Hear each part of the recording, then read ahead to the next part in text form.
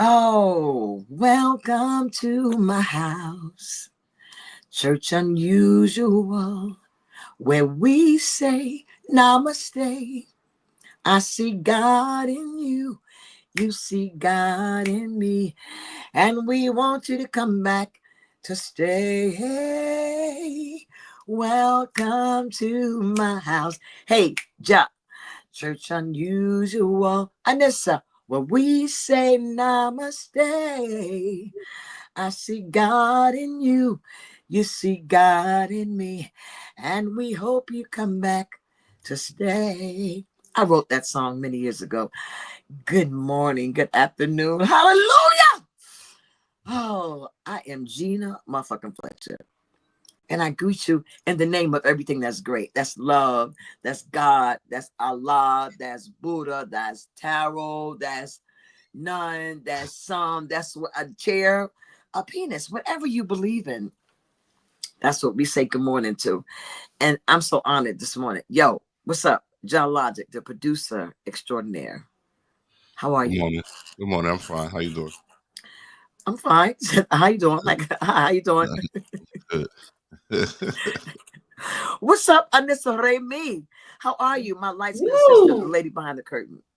Hey, my sister. What's up? What's up? Hey, everybody. It is Oh my Sunday, God. March 16th, 2025, and I'm alive, bitch. Okay, she sounds like her vagina is nice and moist. And that's what today is about. The moistness. The moistness. Woo! Good morning, son. All the way from Phoenix, Arizona. Hi. So before we do anything, this is called Church Unusual. So we're going to have a little prayer, and you can take a moment to breathe in and breathe out. And breathe in. Say, good morning, God. We just thank you for the moment. We thank you for the houses represented here, the homes and families. We thank you for your favor in the name of love. Everybody say, Amen. everybody say, Amen. everybody say, Amen. Amen. Amen.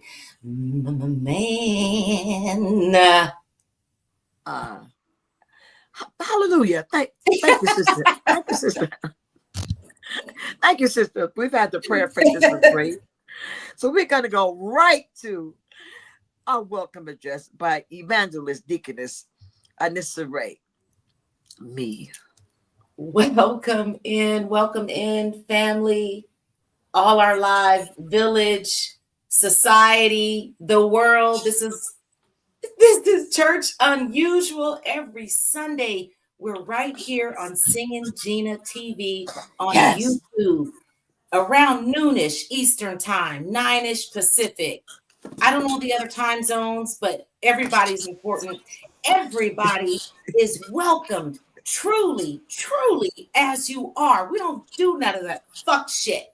Oh, you can't come in here with the red dress. Can't come in here smoking. Can't come drinking. Can't come turned up. Can't come, bitch. But right here, you can come all day long. We want you to stay. We want you to come back. Let's have some fun. We got some fire ass comedians coming up soon. Let's go. Promote, bitch. You can come all day. I had mushrooms You last can come night. in the pew, have your fingers in your pussy all day. You can have your fingers in your booty all day. If you whatever you like, you can come all day. We listen. What I'm saying ain't got nothing to do with job. What I'm saying has to do with two vaginas here. We can come all day. Rant is not responsible for what I say about my pussy and this is pussy, which I had nothing to do about her pussy. Warning. The opinions expressed in this program are those of the presenter in their current state of mind, which they have the right to change at any given moment. The iRant Network and the members of the Ranters Union are not responsible for any claims made.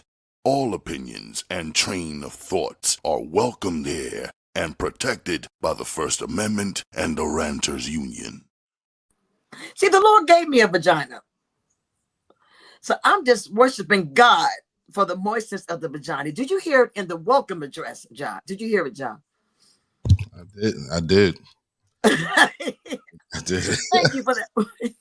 Thank you for that welcome and disarray me. But today, before we do anything, I just want to do one thing. We're going to allay the news for right now. We're going to allay all the other segments because we have extraordinary ordinary people here today. But we have a word for today. The word is FASTIDIOUS.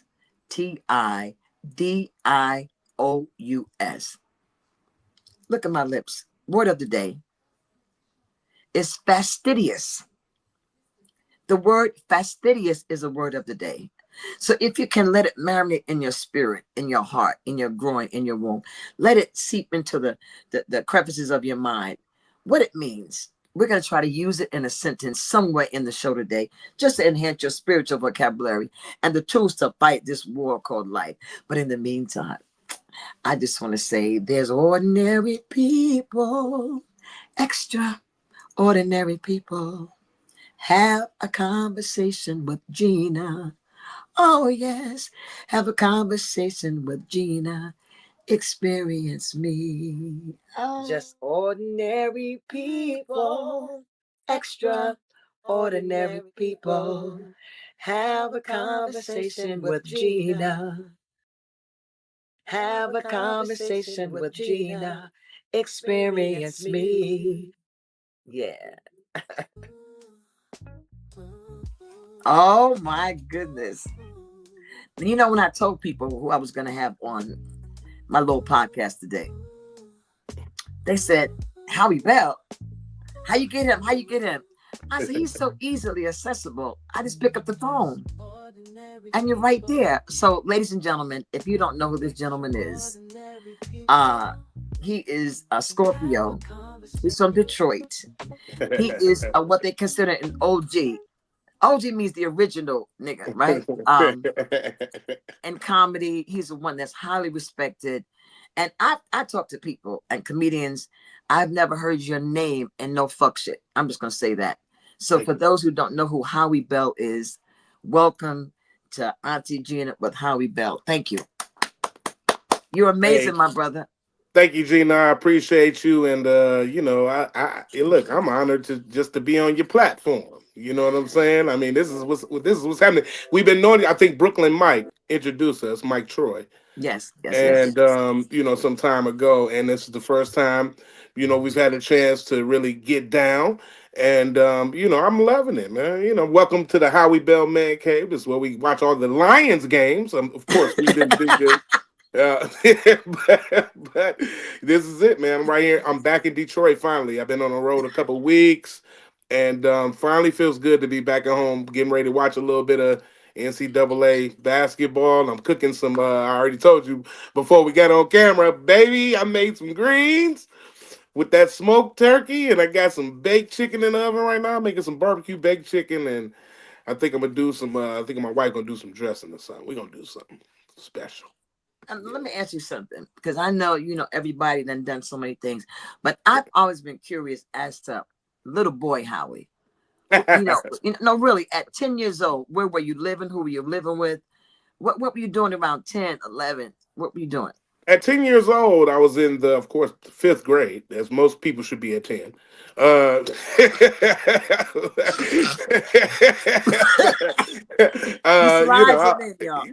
most kids should be in the fifth grade, but today I don't know. But at that time, I was in the 10th grade, born and raised on the east side of Detroit. And so I was living with my dad, going to Grayling Elementary School.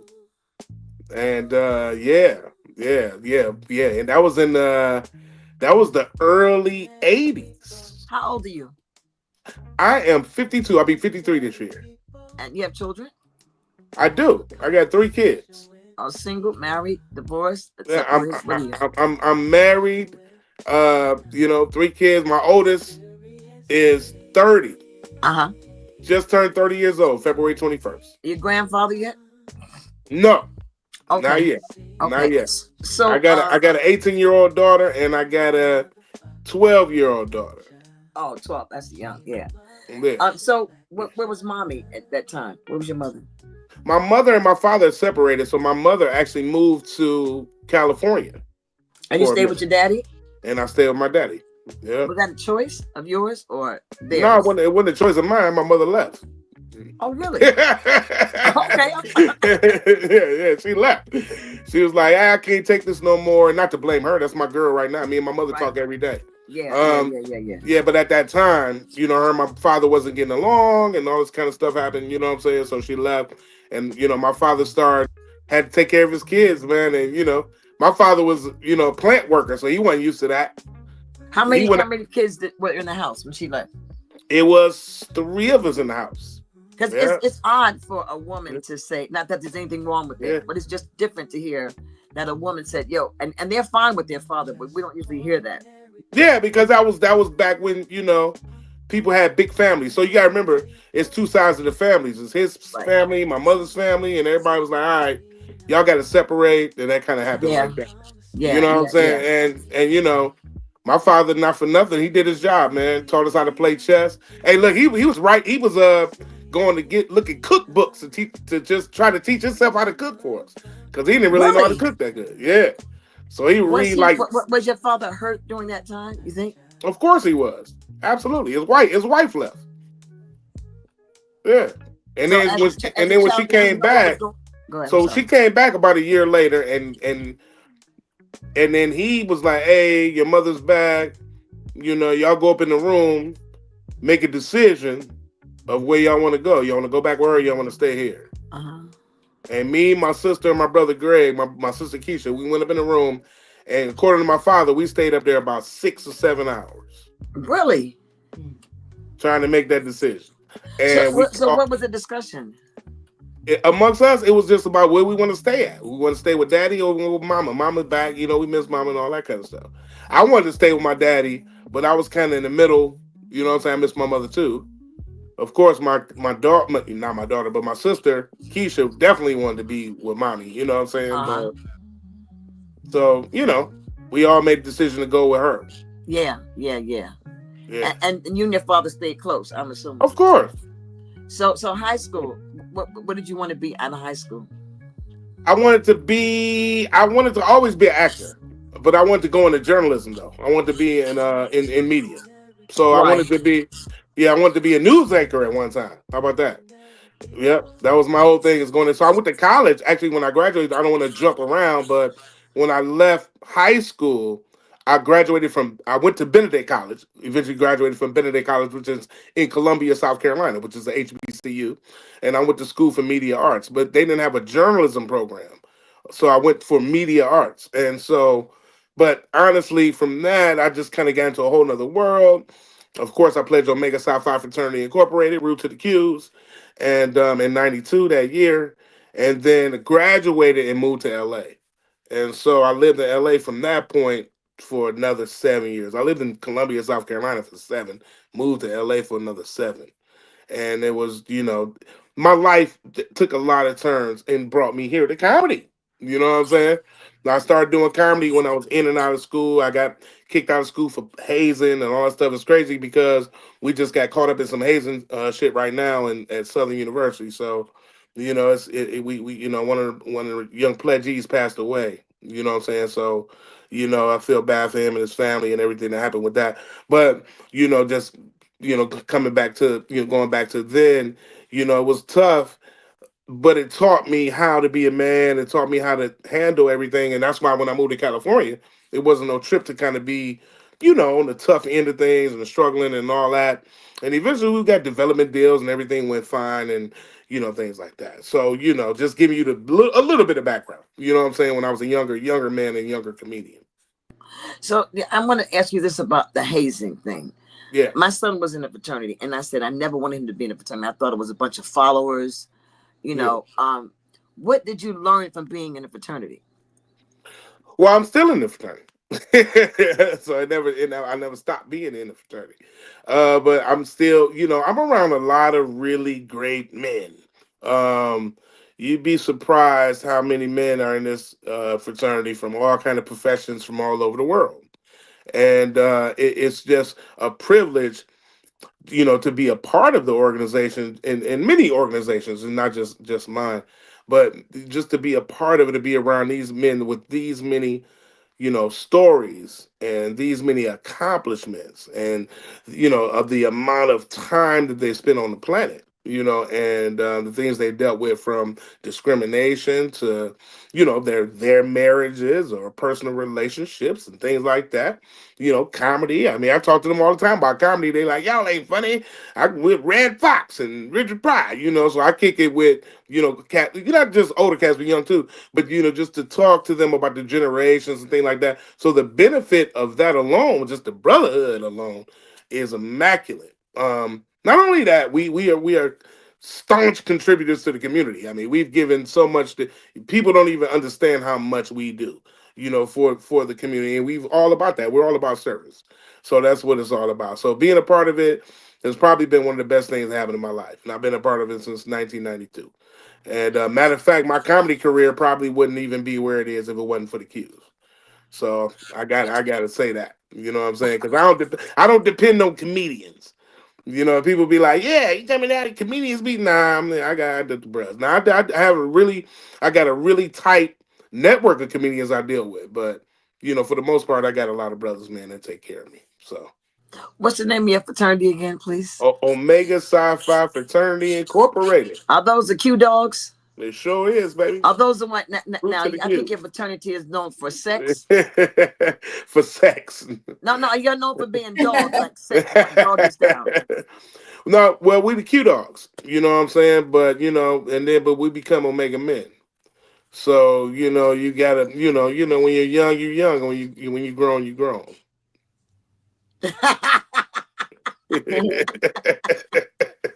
So, who said you were funny when you were Who young? said? You When know you were what? young. Nobody. Nobody. I wasn't funny at all. When I was in like middle school, high school, people like, you was a class clown. I was like, nah, I never was. I never. But I was acting though. So I was doing plays and doing all that kind of stuff. So I always had the stage presence, but I didn't really know how to format, stand up comedy, or really do jokes. You know what I'm saying? Until my brother Tony Roney, who's a comedian, he actually taught me how to do it, and it's actually the first person to put me on stage. So nobody really told me I was funny. They just was like, you could try comedy. I was like, all right, and then try comedy. First time on stage, where were you? How old were you? Where were you? I was in Detroit, and that was in 1995, the summer of 95. I left school, came back home for a minute, and my brother Tony was like, "Hey man, you should go up," because he had rooms. He had been on Comic View at the time. He was on Comic View when DL Hughley was the host, and so he had already been on Comic View. And he was like, "Hey, I got a room. Come do it." I didn't know what a room was. He was like, come do comedy." And I went up. I think I went up at the end of the show. It was only like two people there left because everybody had left. And I went up, and I think I might have made them chuckle, maybe. But I remember doing it and saying to myself, "Wow, this is kind of, what I'm saying, it's interesting." And so I remember doing it again, and then again and again. And I remember saying, "Wow, I'm not doing good," because I was terrible. You know what I'm saying? Like I wasn't really getting no laughs. Like I was one of the worst new comedians you could ever find do comedy. That's why I tell a lot of comedians, I'm like, y'all don't know about the trenches, for real, for real. Like, and then I finally got a show where I made people laugh. And it was, what didn't take long. It was maybe a few months into it. And then I was like, oh, okay, I could do this. And so that kind of went to that. So, you don't think you were born funny? No, I don't think, no, I don't, Really? nah. I think humor, first of all, is subjective anyway. You know what I'm saying? So funny. Everybody's funny. You know what I'm saying? I mean, if that's the case, we are born funny. You know what I mean? But nobody knows that the path that they're going to choose to be a stand-up comedian. You know what I'm saying? So, I'm I'm 30 years deep in it now. So, I mean, I didn't know I was going to be doing comedy this long.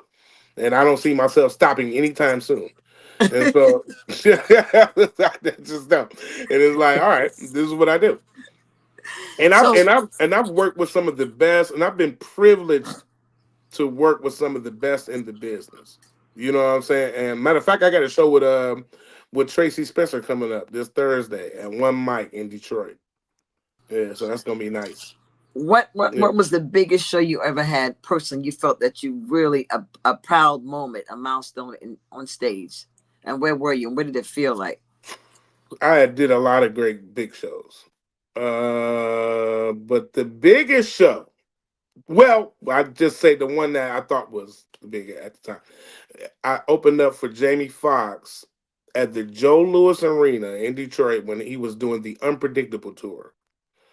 So I don't know if a lot of people don't remember. If your listeners remember, you remember Unpredictable and all that stuff. And so he was doing the Ray Charles then and everything, and he was killing the tour, and I opened up for him here in Detroit, and that was had to be about 15,000 people in that arena. That was the biggest show that I Okay. probably ever did. Now the one that I felt, because that was incredible, but I hosted a show like a musical type of marathon. Well, co-hosted with Damon Williams, another comedian, great comedian from Chicago. I co-hosted a show with him, and it was in Detroit as well, for Frankie Beverly and Mays and Kim. Now it was a lot of people there. It was a lot of other artists there, but my segment was about 4 hours, and then Damon ended with the last like 3 or 4 hours. So it's like a whole day thing. Like there was probably about 50,000 people out there. It was outside. And so you got a chance to talk to Frankie. Absolutely, Oh, oh, absolutely, yeah, oh, absolutely, yeah, oh. absolutely, yep, yep. We got the pictures and receipts and everything, man. What what And what a with Kim wonderful, too. memorable moment. Yeah, yeah, that was incredible. Now that was big too. You know what I'm saying? Like, I mean, so I can't really say what's the biggest. You know what I mean? But I mean, I've done shows with Kevin Hart too.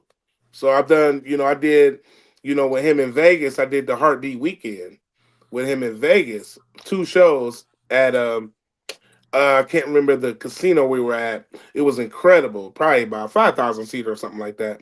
But just to do that was incredible, and I headlined both of those shows. And so, Mhm. that was incredible. I've done some good shows. I've been on tour with Cat Williams. I've toured, what I'm saying, with Cedric Entertainer. And, not for nothing. And of course, Jamie Foxx, but not for nothing, man. I'm just saying all that to say, young comedians, you can do it. If you're out there listening, man, you can do whatever you want to do. And you can do all you got to do is do it at your time and at your pace. Like a lot of people feel like, well, Howie Bell, well, where you at? Like, what are you doing? Like there, hey man, listen, it's all in God's time. You know what I'm saying? Everything happens. And so now here we are in 2025, and we got a movie coming out that I did called Unexpected Christmas with Lil Rel and Tabitha Brown and a host of other people that are in this film, and it's coming out this winter. And so it's probably one of the biggest movies I've done out of all of the movie. I'm not very proud of some of the movies I've done, but this one is, I'm proud of, and I think it's a really good movie. And hey, man, I'm looking forward to it. So things always happen, young comics. What's it called again? What's the name of the movie? Unexpected Christmas. Okay. Yeah. What is your lowest point in your career? The lowest point in your life? All the time. What are you talking about? I have the lowest points every other day. What do you mean? This shit don't stop. Well, because I know so many comedians, and the grind of the next thing for money is a big thing. Always happens. I mean, it never Yeah. stops. You always have a low point, and that never stops. And that's why you appreciate the good things and the high Yeah. points.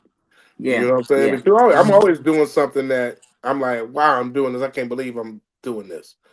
I can't believe I don't have this much money, or I can't believe I don't have this for that. I mean, it's always a low point. Never stops. Yeah.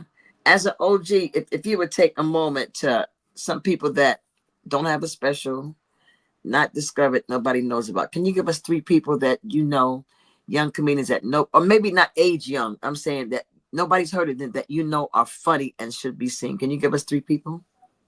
Oh, there's so many. Lord have mercy. Well, you kind of help a lot of comedians. You put a lot of comedians on. Yeah, and that's so unfair for me to pick out. Well, give us Uh, a couple, a few, whatever you want.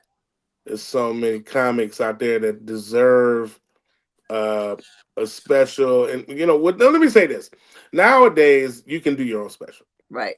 Just Niche just did hers. Just So Niche. yeah, absolutely. And I heard it was incredible, and Just I gotta Niche, check my that out. angel of the week. That's Yeah, right. that's my girl, Just Niche. I just saw her a few weeks ago in Atlanta. That's my girl. She Uh, smells so good. I smelled her. yeah. She smells But good in there. No and Debrat. No Debrat.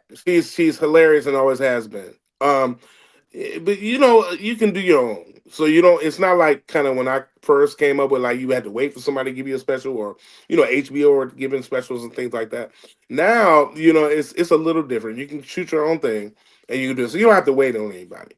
But there are a host of comedians that you know probably have done certain stuff that I may not even know about because there's so many outlets and so many media Right, outlets as right, well. right, right. So they may have done some things, but I'll tell you a couple names of some comedians that I think are really good, and they gonna you know probably be a little embarrassing. I'm saying that you know, but there's some comedians out there that are really good. One of them is Marlon. One of them is Marlon Mitchell. Marlon Mitchell. Marlon Mitchell is from Chicago, and he owns his family, and now he does owns Francis Cocktail Lounge, which is on 75th Street, and that's one of my brothers, man. I mean, for forever, and he is one of the funniest brothers in the business. Now, Hey, Marlon. Marlon Mitchell, man, what up, dog? Man, he is one of the best. You know what I'm saying? He deserves anything that comes his way. Wow. You know what I'm saying? Out of this.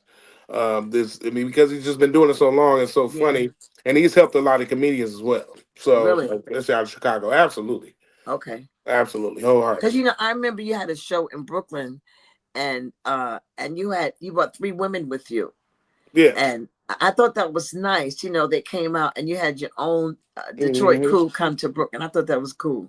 Yeah, yeah. And, you know, a lot of those girls, man, like you know, T Barb from Detroit. She's Hey T. incredible. It's so many. Ronnie Chanel Hey from Ronnie. Detroit. She was probably there. Simply Chanel, who just left New York, and we were all together, and she just did the Apollo. Oh wow. Actually, yep, she did that, and then she was actually at my show too at Smack Village. You know, I do a show every month now, 144 Bleecker Street on Smack on 144 Bleecker Street on the in the Village. It's called Yes. Smack Village. Yep, Howie Bell and friends. You know what I'm saying? So yep. So she was there, and of course, you know about that, Gina, Yes. about the once a month. And so there are so many comedians, man. I mean, Jay Will from Detroit, Mike Larry from Detroit, Tony Roney from Detroit. It's so, and they're all over the place. You know what I'm Yeah. saying? I'm just Yeah. saying Yeah. Detroit because I got to at least, you know, give it up to my people from the crib. You know what I'm saying? But Yeah. a lot of comedians, man. A lot of deserving comedians of specials. Oh, for their voices to be heard, but there are so many platforms now for people to do it on. It's no excuse. Yeah. So, I only did that because a lot of comedians who look up to you, sometimes when they hear that you recognize them, it kind of gives them inspiration. So that's why I did Yeah. that, and I know you don't mind doing it. It's I'm just so also, hard because when you leave people out, people like, me, you didn't say my yeah, name. yeah, yeah. Yeah, I and all know, that. I Yeah, know, yeah, but yeah, I right, know, right. but at 51, the social media game, the computers, the telephones, how is that working for you? How do you adjust it to that? Well, easy. Yeah, I've been around it. You know, I've been around the shit since, you You know. said you was a tech guy. Yeah, media arts. Yeah, so I've been around it. Yeah, Yes. I still design my own flyers and all that shit. Now I Do get you? other yeah. Now I get other people to do things too when I'm too busy, but I'll do quick shit, you know, all that kind of stuff. You know, I know graphic design. Yeah, but so I've managed to maneuver my way, but I'm not as into it as if I was 25 years old. They're a little more into it than me because they got a different vein when it comes to social media than we do Yeah. at 52 years old. How long you been smoking weed? Since college, probably like when the chronic came out. Have you used any other drugs before? I did some acid when I was in college. I used to be a bartender. Oh, so you know how to mix drinks. Absolutely. Oh, okay. And what's your favorite Mhm. drink? You know what? It just depends. On what? I like tequila. I like vodkas. But I will get every now and then get into my dark liquor moods and drink my brandies and my cognac. Cognacs is really last on the list, but I like brandies and bourbons. So you know liquor, you know spirits well, you know liquors. Pretty good, decent enough. All right. So what's the deal with getting fat from brown liquor? Is that true? Well, Brown brown liquor liquor makes you gain has weight. yes, brown liquor has more sugar in it. So tequila So, is better.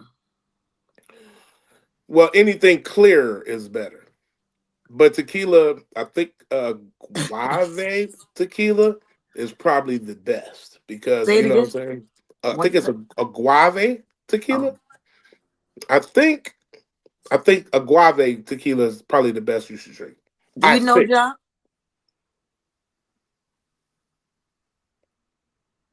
Are you there, John? I'm not sure, but I think. And I said, do you know about agave? And that could be the weed. I know a guave is a natural sweetener. It's a sugar, right? Yeah. But I didn't Right. know that there was an agave Tequila. tequila. Yeah. I know when my son's a bartender, when he makes his delicious margaritas, he uses Delicious an margaritas. agave Mm, syrup or something. yeah. Yo, listen, I was asking you that because there are so many things that a person does you would never connect it. You know what I'm saying? There are a lot Yeah. of things about a person, just a regular, ordinary person like you are, who's extraordinary to me. Just the nuances. I would never imagine that you wanted to be a journalist, but now that I hear how Yeah. you articulate and pontificate, Yeah. I can hear it. Do you still want to do journalism? Can you hear me? He's talking. Is he doing something with somebody? He messed up his phone. Somebody called him or something. Yeah, somebody. That's all. That's Yeah, all. Somebody called me. That's all. I apologize. that's okay. I I tried understand. to put it on. I tried to put it on silence, but I guess that didn't work. It's okay. Do you but still no, want to but be no. a journalist still?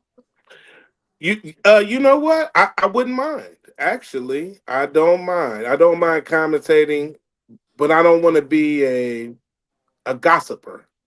Right, And right. I think that's what social media has gotten a lot of people into. And they're journalists in their own right, but they're gossiping. And it's nothing wrong with freedom of speech. There's nothing wrong with speaking Yeah. your mind. There's nothing wrong with articulating yourself, as you say, and trying to be prolific in what you talk about and having your point of view. Oh, something happened to his phone, right? Oh, there he is. I'm here. You Okay. have to know, that hey, whatever you do, put your heart and your soul into it, and you can do it, and have some morals about yourself. You know what I mean? Because a lot of these people that they don't have any morals about it no more. Nobody cares no more. And so, you got to have something in there where you at least care. And you know how I've been asked by several people to do podcasts with them about drama and gossip, and I refuse. That's why I don't rarely ask somebody about other people. I don't like the comparative stuff. Yeah. I think it's the antithesis of healing and harmony. But when it comes to competition, I do want to ask you about sports because I follow you and you're a big Yeah. sports person. Big Yeah. sports person. Yeah. Always been into basketball and football, always. And shout out to Frank Holder, who is the founder of Humor Mill magazine. I don't know if people remember Frank Holder, but Frank Holder does a show and like a live show, kind of like yourself, where he does sports and he brings different commentators, and I've been doing that with him as well. So shout out to Frank Holder. But yeah, I've been into sports since I was a little kid. I've been playing from Pee Wee football to actually I was on the swim team. How about that? Really? You How know I'm a about that? swimmer, right? You know I'm a I'm a swimmer. swim. Are you really?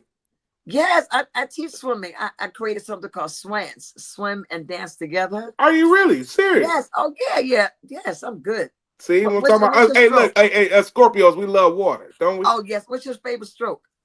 Uh, it used to be, the butterfly. Now that was when I was younger. Really? That's when I was younger and I was a little stronger, Yeah. and I could. You know what I'm saying? The double, And I the could double flip. come, Yeah, you the know, double but flip. I could do it now, but now I just kind of freestyle and kind of, just go. And then I Yeah, hit a yeah, back yeah. show just kind of to work out. But when I was in the competition, I could butterfly my ass off. Yeah, I'm a breaststroker. Yeah, I'm a breaststroker. Yeah. And Yeah. when I do freestyle, every now and then I wind up doing the windmill, so I got to keep. Yeah. I have a little problem with the freestyle every now and then. I'm good at freestyle. That wasn't nothing. But you know what I'm saying? But yeah, but the breaststroke was my joint. I mean, butterfly. But But in let my me tell you breaststroke, something though. When I I never did had breast though. Damn it. when I tell you I've been in athletics since I was young. You know what I'm saying? Even in high school, and moving on. And then I became a part of ROTC. Like I was always into something with discipline and you know, that kind of stuff like that, where they taught you how to be, more how to be a thinker and how to be a critical thinker, actually. You know what I'm saying? Not just a thinker, but a critical thinker, and how to move on that and be physical and be physically fit.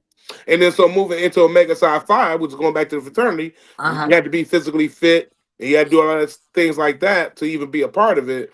So it was just a natural transition. And Yeah, so to being a grown man at 52, I mean, I feel great right now.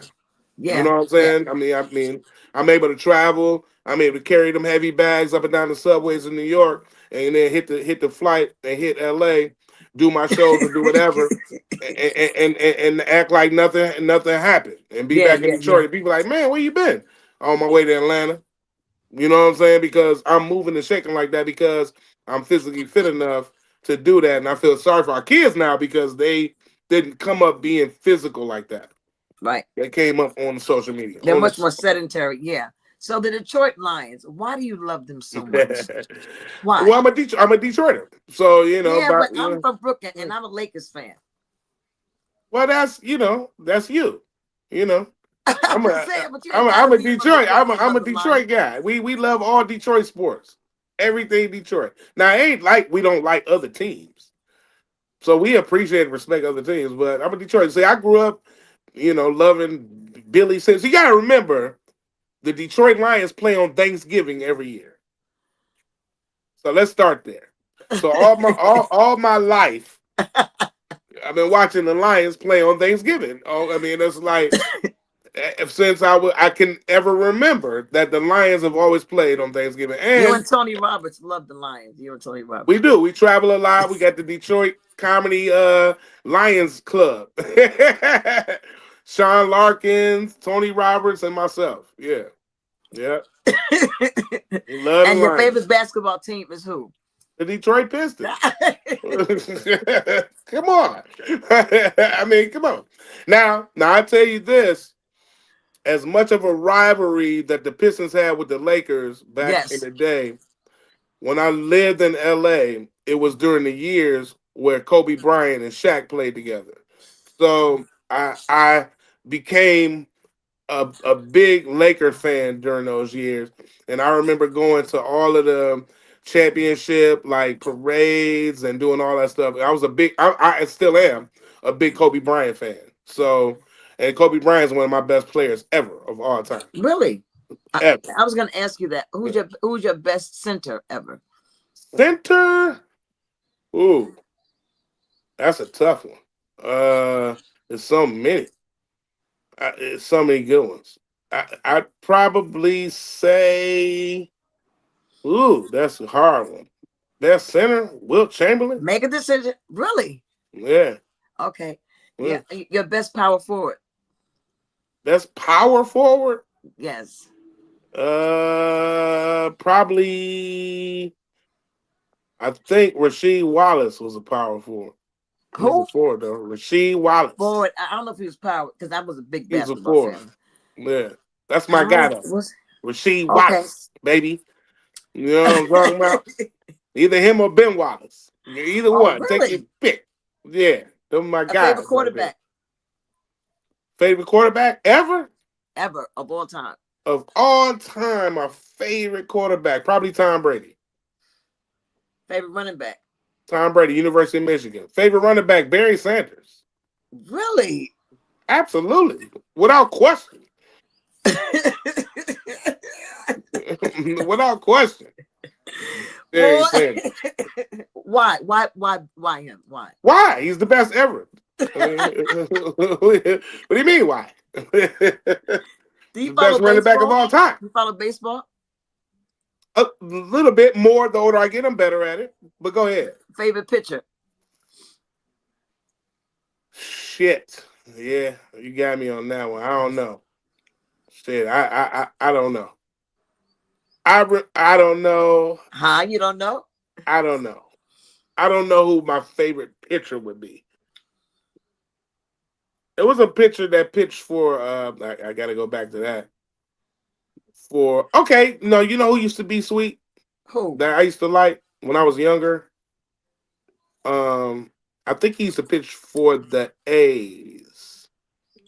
He used to pitch 100 mile an hour pitches. I don't know. I don't With know. his name, he's pitched for a few people. He was bad. He had the long hair. Oh man, Nolan Ryan. I don't know. You know him, John? Is that his name? I don't know. Nolan Ryan. My fault. I was. That's okay, baby. He had the long hair. He had the shag like curly hair. Yeah. This is a segment before we He was segue a hell of a about pitcher. a little bit more Detroit. But this is what we call Howie's trivia. Favorite R&B female singer that's not living. That's not living. Yes. Oh God. Howie's trivia, y'all. Tina Marie. Okay. That's my Living. baby right there. Favorite R&B singer living. Female. Living. Ooh. You would Alicia- spend money to go buy a Ali- ticket to go see her. You would buy a ticket. Alicia Keys. Really? Okay. Male that's living. R&B. Yes, R&B. It's a lot of them. Solo. Solo. Ooh. Who's solo? I'm saying you saying solo artist or Oh, group? a solo artist. Yeah. You said somebody that nigga named Solo. No. It's a comedian named Solo, but You no. didn't like Stevie Wonder, you know. That's just Yeah. my favorite, huh? That he might be up there at the top. I don't know anybody else living that I Thank would you. want. Yeah. That I would want to see other than Stevie. Stevie Wonder. I'll take that. Okay, deceased. Favorite male singer deceased. Marvin Gaye. That's mine too, nigga. That's Yeah. mine too. Marvin Okay, Gaye. a celebrity crush you have. A celebrity crush. Yes. Oh shit. If you could, if you given a pass to have sex with a celebrity, who would it be? If she gave you a pass, your wife said you can have a pass. Fantasia. Really? I love me some Fantasia. She's very sexy. She's very sexy. She is incredibly sexy, and she got a lot of sexual shit that Scorpios look at. She got them lips and that dumbass talk. I swear to God, and that body. Fantasia. I love everything. I love everything about her. And her voice. Now her voice makes me moist. No Queen Latifah, but Fantasia is one of my top favorite. Yes, she is. Okay. Her voice is incredible. And you know what? She's actually Yes. one of my favorite singers living too. So I Me can't, too. you know what I'm saying? That's why it's so hard. Favorite R&B group? Of all time? Yeah, I'm saying the OJs. Who you got? Of all time? All time, nigga. All time.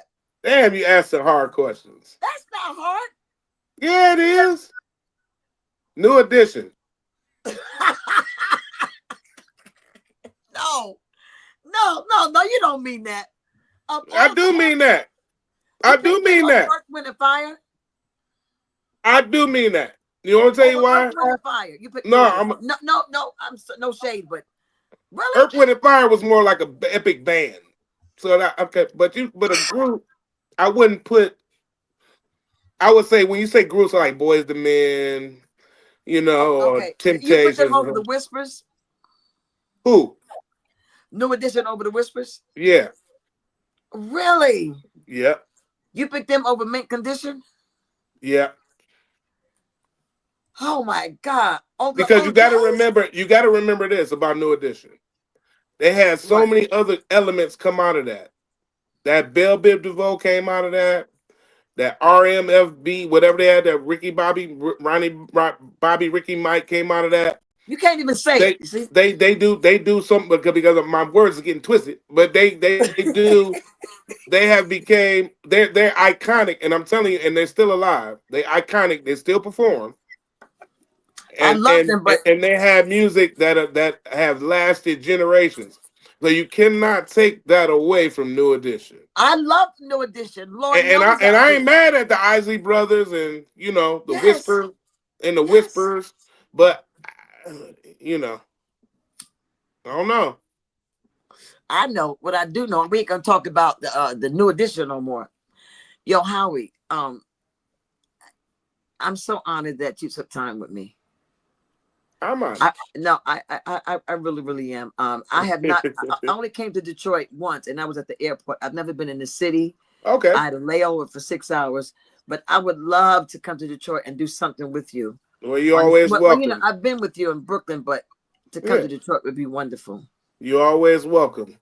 You know that. I'm going to You come when it's good. warm. You good. Oh well, Detroit is beautiful year round. No, it's what? Even when it's cold, baby. That's when No, we out no, here. no, no, no. Wait, hold on a second. Let me ask. Somebody else is here from Detroit. Is Corey here? Corey Sherrill. He's from Detroit. He's in there audio. Corey, you want to cam up? You know him, Howie? Of course, I know Corey. Yeah, what Corey, up, this though? is Howie. Howie, this is Corey. How you gonna introduce me to a nigga I know? How do you know Corey, Howie? So Corey now for some years now. I remember when I think we first met in Vegas. Did we first meet in Vegas, Corey? Yeah. At the award show. Yeah. Tina, I Yeah. was with Tina Graham. Yep. With Tina Graham. Yep. That's the first time we met in Vegas at the AHA Awards. Yeah. So, Corey, when was the first time you saw Howie on stage? Do you remember seeing him on stage before you even met him, right? Yeah, I know his joke. He got that joke. Which joke? He got one of the best jokes of all time.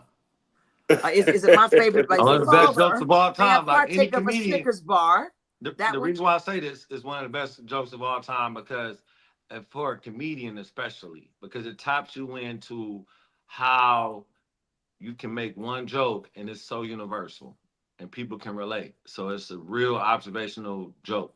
And it's talking about when his grandma was talking about them be coming in and out of this house. That's probably one of the funniest shit. Cause everybody can relate to that. Don't be coming. I don't even want to it's so great that you don't even mimic it. You just say it, what he said. You don't even try to do that. I But appreciate that, bro. I oh appreciate man, that, man. I that appreciate makes that. me, hey bro, if I ever had like a huge stage, them like some of the jokes that come to your head when you thinking about when you about to Right. perform because it's so real to get you in that mode. You know what Yeah. I mean? To be Yeah. real transparent and vulnerable to the crowd. Like that was Yeah. a real moment. Yeah. I remember that. And it's funny, man, that people talk about that joke. And but it was one of those times. It was one of those jokes that I'd already been working on before I brought it to television. And when I got it to TV, I was nervous. You know what I'm saying? But I was like, I got to do it. You know what I'm saying? And I did it, and it worked. Oh, man. And that was just one of them times, man. I had to just trust and believe in my material. Because I had already kind of been, like I said, been working on it. You know what I'm saying? But it Smiling right hadn't been now that thinking about long. But yeah, it. it hadn't been that long. But I've been working on it. Yeah. You know, my favorite joke that he does is when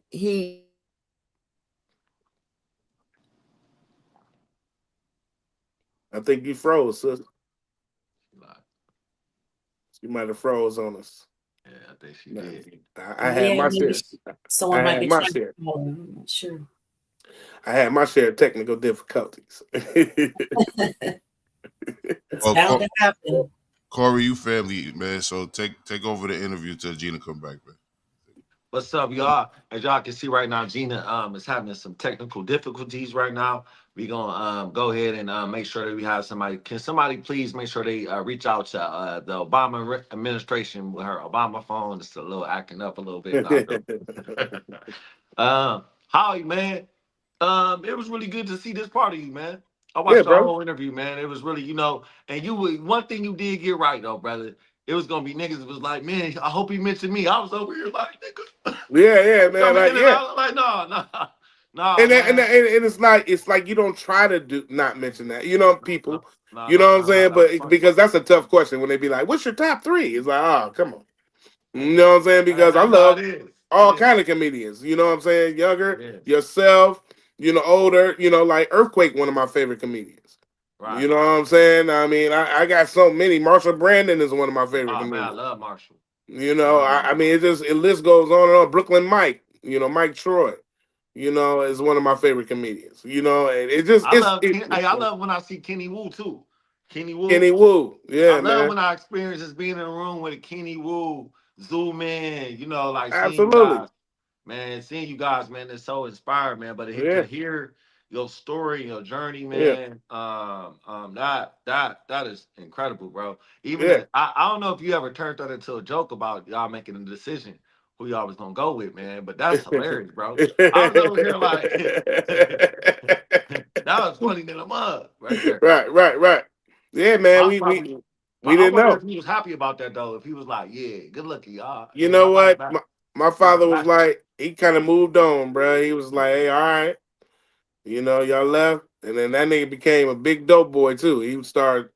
Nigga, I remember we going back over to the house. He'd give us money. Hey, y'all go to Oakland Mall, man. If anybody don't know Oakland Malls Oh yeah, out there in yeah, the yeah. suburb, you had to catch the bus from where I lived at John Okay. R. Bus.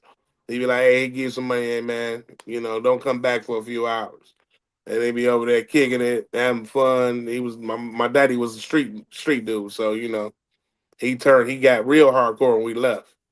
You know what Dang. I'm saying? So yeah, Kids yeah. will slow you down, man. I got two daughters, man. My oldest daughter, she's actually she's on the national champ team in Detroit. Okay. Right now, man. So I'm super, super proud of her. Whatever, man. Oop, oop, look, Okay. that Detroit All right. national champion, you know what I'm saying? Okay. So Nice. Nice. yeah, Nice. she's doing her thing for dance and cheer, man. So I think I was hearing her talk about how passionate we are. We real passionate about our sports, though, for That's real. funny because my Because we really daughter, land like that. yeah, because my daughter just I took her to her dance competition yesterday. Oh, okay. Yeah, that's Uh, funny. Yeah, Osawa, Michigan or something like that. Osawa, something like that. okay. It's about an Yeah, hour and a half away Kaylee from out right me. now. She had she sprung her wrist, man. But she's 11. She's super dope, dude.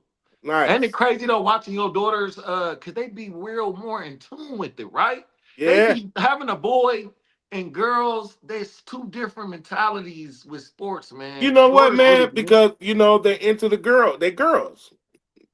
And Yeah. that's the thing. We don't look at it. They girls, man. You know what I'm saying? And they're into their own strand of things, man. That's what I love about black women in general, though. Yes, man. It's amazing. Because they stick to what they doing and they gonna do it. Now we all got our faults.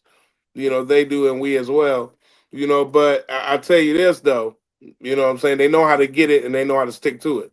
Yeah, it's You know amazing what I'm watching. I guess saying? when I'm also saying is, it's amazing watching a young woman's drive. Yeah. Like when it's your child, like you Yeah. watch. Because my daughter was like, and it costs you money. She's like, Dad, I want to be the best flipper. I'm like, you deserve to be the best flipper. Hey She man, let said, me we hit have to let do it me the safe way though. This let- map right here costs $387. I'm gonna hit this blood on that one. Oh man. You talk about money. Oh man. And he said, you talk about money. Can y'all see me? Of course. Hi. Hello. Hey, baby. I don't know what happened. I don't know. Maybe God wanted me to get out the way for a minute. Um, Church unusual. that's right. That's what happens. Sometimes the preacher just leaves and has to use the bathroom or something. But thank Mm-hmm. God I had to use the bathroom. It was perfect. Yo, Corey, let me ask you a question. Um, Yes.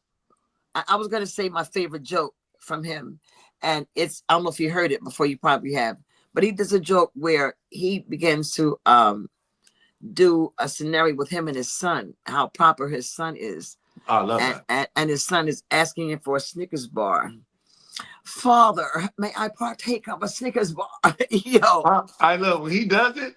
He, Oh it's my the breath God. that he takes before he get ready to say it. That's what Oh got me man. down. So it's how you want to breathe. You do this, like, man. When you do that, that right there is probably one of the funniest. Yeah, that's like top. That's top classics. Thank you, man. You can't duplicate it too. You can't duplicate it. It's his story. You can't So duplicate so let me ask you something, it. Howie. And how long you been doing comedy, Corey? 7 years, and 1 month now. Okay, 7 years. And are you at 30 years, Howie? 30 years. 30 years. This November. What would you tell him to do? Who? Him, Corey. Corey? Yeah. I've seen Corey several times. He know what to do. Okay. Corey is his stage presence is there. I think sometimes Corey got a little angry. I think the last time I seen you got a little angry. But don't get angry.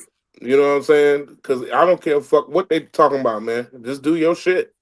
You know what I'm saying? And do what you need to stick to.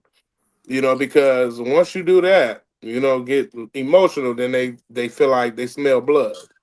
You know what I'm saying? So stick to your guns, man. But Corey is a funny guy. And I tell people all the time, stick to your who you know who you are. Thank you. Because nobody can be who you are. Be who That's you real. are. You know what I'm saying? Your humor gonna come through. Eventually your humor gonna come through. You just gotta be who you are. And I tell that to all comedians. And just a regular old school lady, I often tell people when it comes to social media, sometimes people get caught up and emotionally driven by comments. Yeah. And when you let people think from the outside affect the inside, Mm-hmm. they won. Mm-hmm. I don't care if somebody's stepping on my toe. If I'm at a space where I can't let you see that, I might be in pain, but you ain't gonna see that shit. No, no, no, no, no, sir, no, sir. If a person knows how to push that button, they'll keep their finger on that button. You just got to move your buttons. You feel me? And keep working. And keep doing it and keep bombing and keep going up because there ain't no way you're gonna get better. You gotta keep hitting them microphones, baby. You That's all have you to can do. bomb. You got to bomb. Well, I think it comes with the territory. Oh, You're see, not gonna always do good, that's why I but, couldn't be no comedian. but you want to increase your percentages though. It's like playing basketball. You're gonna miss a shot or two, but you want to, you know what I'm saying? You still want to keep your percentages high, your field goal percentage. If somebody bombed me and I was a comedian, I would start talking about them right then. I could. I'm too sensitive. I couldn't take that. If You know I'm what a doing it bomb for a is, right? job, You know what a bomb is, right? when people don't laugh, Yeah, so you can't. If you ain't funny, you ain't funny. It ain't the moment that they're quiet listening. It's the moment that you trying to make them have of your experience. It's not about because like you can watch Dave Chappelle or some of the funniest people, even Seinfeld. It's not because they have this hilarious moment. They have a build up. You leave with something. So you're not even capable to lead the people with nothing. Then you got a nerve to tell some jokes and we ain't even amused by shit you saying. That's on you. no, there are some people who don't have no content, but they're just naturally funny. Some people are like that. I'm not naming no True. names, but some people are like that. They're just naturally funny. And then there are people who can tell a story and provoke me to think. But on the inside, I'm laughing. Like I hear some comedians, they hear a joke and they go, "That's hilarious." They don't even look like they're laughing, but they say, "Yo, hilarious." But they're laughing on the inside. You Yeah, do it all I the comedy laugh. time. is I actually laugh. comedy is it's interesting because it's a human emotion, laughter, and so it's hard to bring that out of people all at one time and make them do it harmoniously, and that's what makes you have a good show as a comic. So you just got to figure out how to do that. That's all. You know what I'm saying? It's like tempos, like music and all that kind of stuff. You got to create your tempo. You got to build. You got to have crescendos and all that kind of stuff, man. You know what I'm saying? It's just an art form to it, and the more you do it, the better you get at it. He's talking to you, Corey. I'm talking to everybody, the I'm not no world. comedian. I'm talking to the world. Oh, I ain't talking to Corey. I Yeah. thought you was. I thought you was Yeah, no, doing I'm talking. I'm a speaking in mentorship general. Yeah, moment. no, I'm speaking in general. Yeah, yeah. everything he's saying is factual though. I think Mm-hmm. even and let me say this right. Yes. Um, it's interesting when I watch guys like Howie. They have something that is deeper than some of you have something that's deeper than just the repetition that you will gain in the craft. Because your premise, where you can take a person, is really interesting. What you make people laugh about, you know, is it offensive? Is it about you? Like where the element you come up on there? So like, it's a real thing. I'm new, so where my moments now I'm just trying to capture my moments so everybody can see my moments. So like I just did my Mm-hmm. comedy special, 47 minutes straight. And I Mm-hmm. love it. Thomas Ward shot it. You know what He I'm told me. saying? He told me. So like the work, Mm-hmm.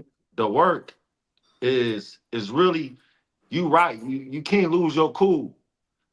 You can't lose your cool, but you know, like that's the blessing of having like brothers that see you and you don't know that they see you. Mm-hmm. Because my mentality at that moment is I'm not gonna argue with nobody online, but I'll tell you how I feel to your face once. Mm-hmm.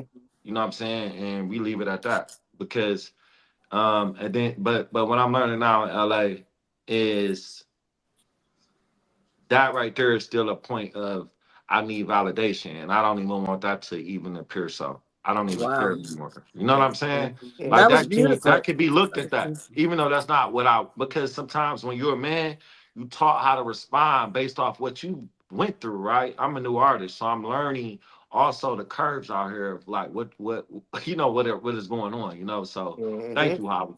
I just want to say thanks for that. I Oh heard you. Yes. man. Man, I was quiet like, yup, I was listening, but I heard you.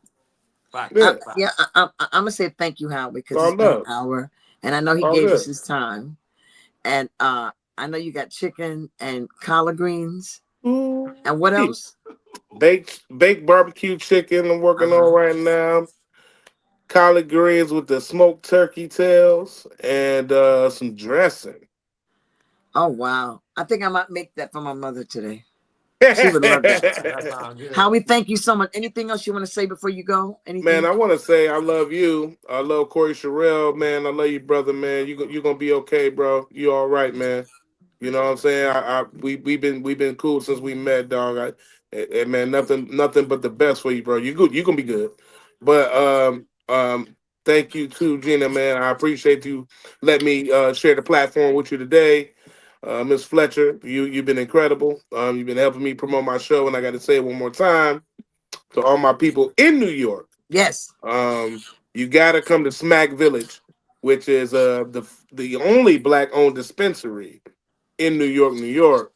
And we do a comedy show there once a month called Howie Bell and Friends. It's dope. And I guarantee you it's incredible. You want to be there, 144 Bleecker Street, right there in the village.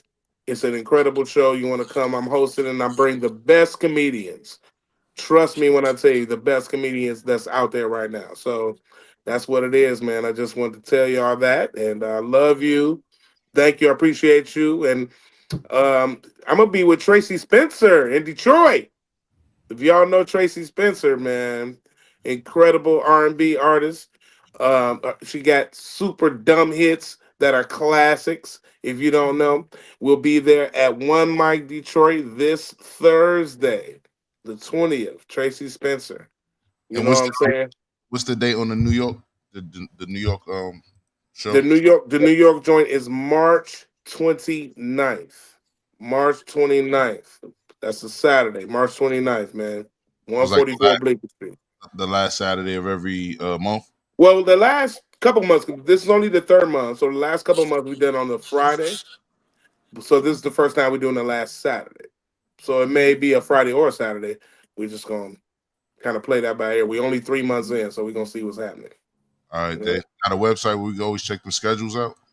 Yeah, you can always go to smackvillage.com or bleekerstreet.com. And you can always buy tickets, look at their information. Of course, they got the websites and all that stuff. And I mean, not the websites, but the IGs and the Facebook and all that.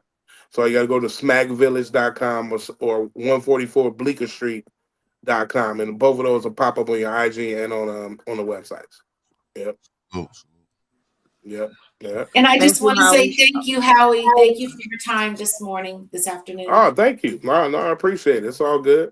I mean, it's that day, NCAA podcast with Gina Fletcher. You know what I'm talking about? What more can I ask for? A little barbecue For some baked chicken food. in this bitch. With Thank the y'all. old, I'll see hey, you look, soon. with the old this way, the Obama Biden nigga, y'all don't feel me down here. You know what I'm talking about? I've been on this right here. You know how long I had that motherfucking signing? You got the best vibes down there, bro. All good vibes. That's your world. You It's my still in the world Obama down here. era right now down there. That's funny. Yep, absolutely. That's funny. Absolutely. I Love y'all, appreciate man. you. I appreciate That you. motherfucker I said you got appreciate y'all for real Obama. though. This has been real. It's been informative, and I'm glad I was able to express myself. So thank you. I appreciate it. And let your friends know that John Logic is a producer. He is No logic, available, no and doubt. he knows how to, all the. I have different segments that you'll see the visual, the audio, the setup, the pre-production. John Logic is responsible for that. So if And you have John anybody that Logic, needs him, man, I appreciate you and your professionalism. I peeped you out. Thank you, Yeah. brother. Thank you. I really Yes, appreciate sir, it. brother. Yeah, yeah. You made me adjust. I had to put a credit card behind my phone. Let me make sure this shit is right here. This thing is on my ass. Yeah, we didn't even do it. We didn't even have a pre-production meeting. Wait a minute. That's how I know you on point. I was like, okay, this nigga on point. Let me get my shit together. I had to That's move a funny. coat. I had a coat in the back. Let me move the coat out the back. Right. I appreciate that, man. Oh, in your No, film, no doubt, man. by the way, while we on this topic of production, real quick, the film that you got coming out, the one you say you're proud of, is a holiday film. It's coming out basically around the holidays, correct? Yes, Did, absolutely, did it absolutely. did it do its festival year yet? You know what? We just shot it the end of this past December. Okay. So I just shot it. So now we into, I don't know, they probably still editing, doing whatever they're doing. I'm not sure what's going now and what's going on in post. All right. But I'm looking forward to it, man. I mean, it's called Unexpected Christmas again. Yep. And I think that shouts out to Lil Real Howie because he put me down. oh well. And he tied me in, man. And the cast is amazing. And it's star studded, man. I was the low man on the totem pole, but I felt like I held my ground. And and the character I have is not just I'm not just making an appearance. I'm all of my characters through the through line of the movie, and Mm-hmm. so that really is I really got to thank him, for that, and everybody, man, and the whole production and cast and everything, man. I really, I'm proud of it. I'm proud of what's to come. Salute to Yeah. them. I asked because there's two film festivals I'm part of, and they Okay. actually going to be at the end of the year. So they in submissions between now and a few months from now. So I'm gonna Okay. send my information via Gina, and I hope that y'all will submit and consider us. Okay. Well, shit, I'll pass the information along for sure. Appreciate You that. know, like I said, I don't really know. You know what I'm saying? That what's going on, but I could definitely send it to Rev. All right, appreciate that, brother. Oh, no problem. Yeah, that ain't nothing, man. Yeah. Excuse me, sir. Do you sing? Do I sing? Yes.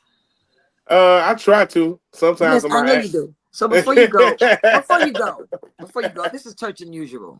Before you go, just a little Amazing Grace, just a little bit. Amazing Grace. Yeah, just a little bit. You want me to sing an old Negro spiritual? Sing an old Negro slave spiritual. You want me to sing a slave? Amazing Grace. You want me to put some motherfucking shackles on, nigga? Yes.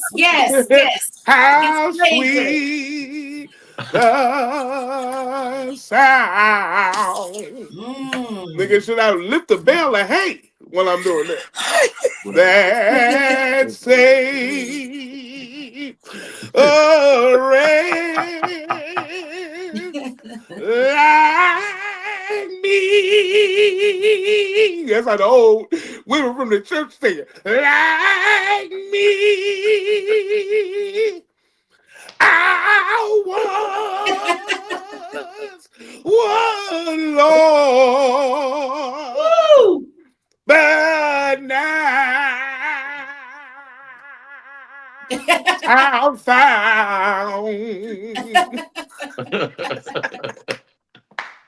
Woo, bro. hallelujah. I'm gone, I'm man. Y'all sweating, killing man. me. I'm You about got to me go over here back and hey, sweating, look, bro. I gotta go talk to Massa now. Make sure I got God damn, bro. the goddamn greens ready. Okay, wait, Howie. Before you go, Howie, may I please sing my song to you? It's very Go ahead, short. baby. It Sing goes it. a little bit like this, Howie. Yeah. God. Mhm. That's it, Howie. That's it.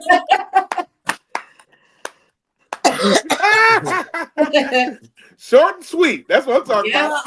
about. Here's the benediction. Let's go. Church is Um, over. Goodbye, visiting pastor. That's a visiting pastor, Pastor Howie Bell from Detroit. Pass the bell. He said he I only just had an ain't. I hour. ain't got my orange juice and no water and nothing. I can't.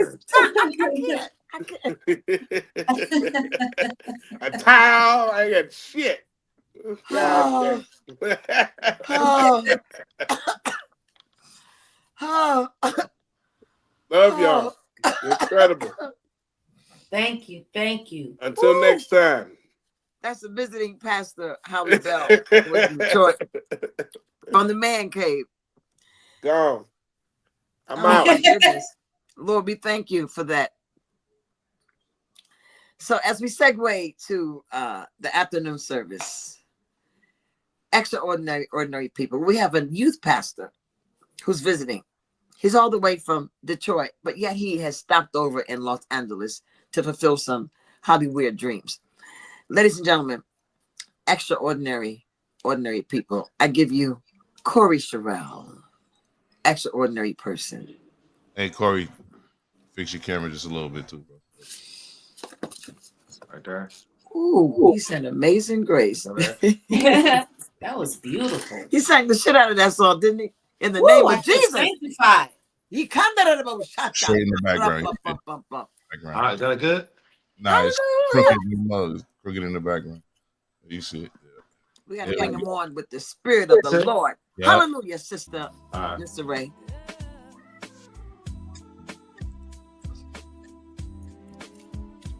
Yeah.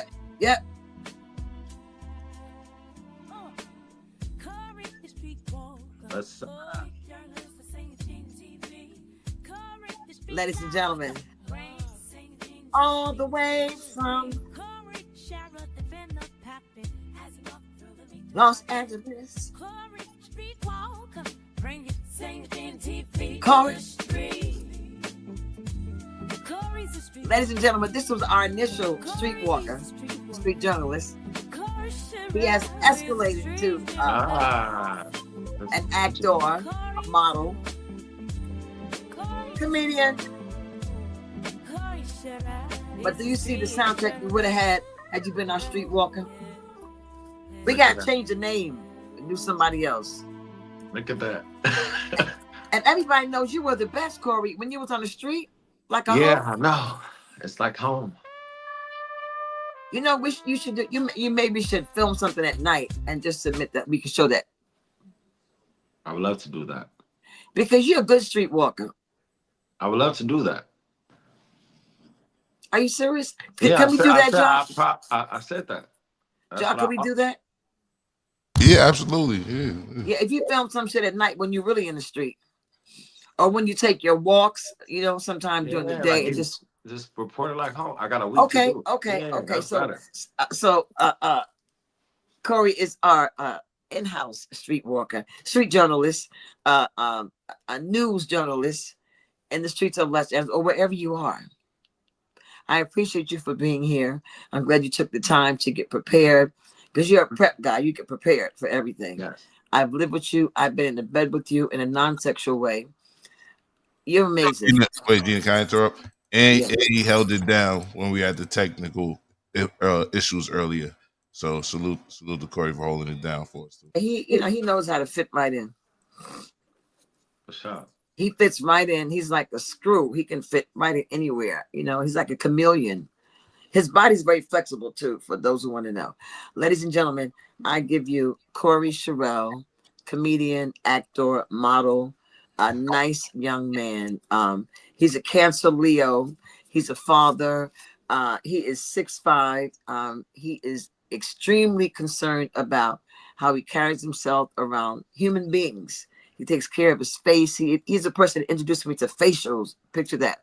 His bathroom was full of all kind of stuff for his beard, for his eyebrows, just everything. Meticulous. Smells great too. Corey Sherrill, how are you, honey? Wonderful.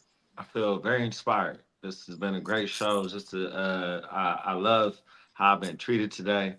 The shout out to your team for giving me follow up emails to make sure I was here, and also just I'm here with a dope staff like this, the family, but also I'm here as a guest, so it feels good to get that experience and stuff and watch Howie Bell. This has been great. That's legendary. You just stamped something in my history.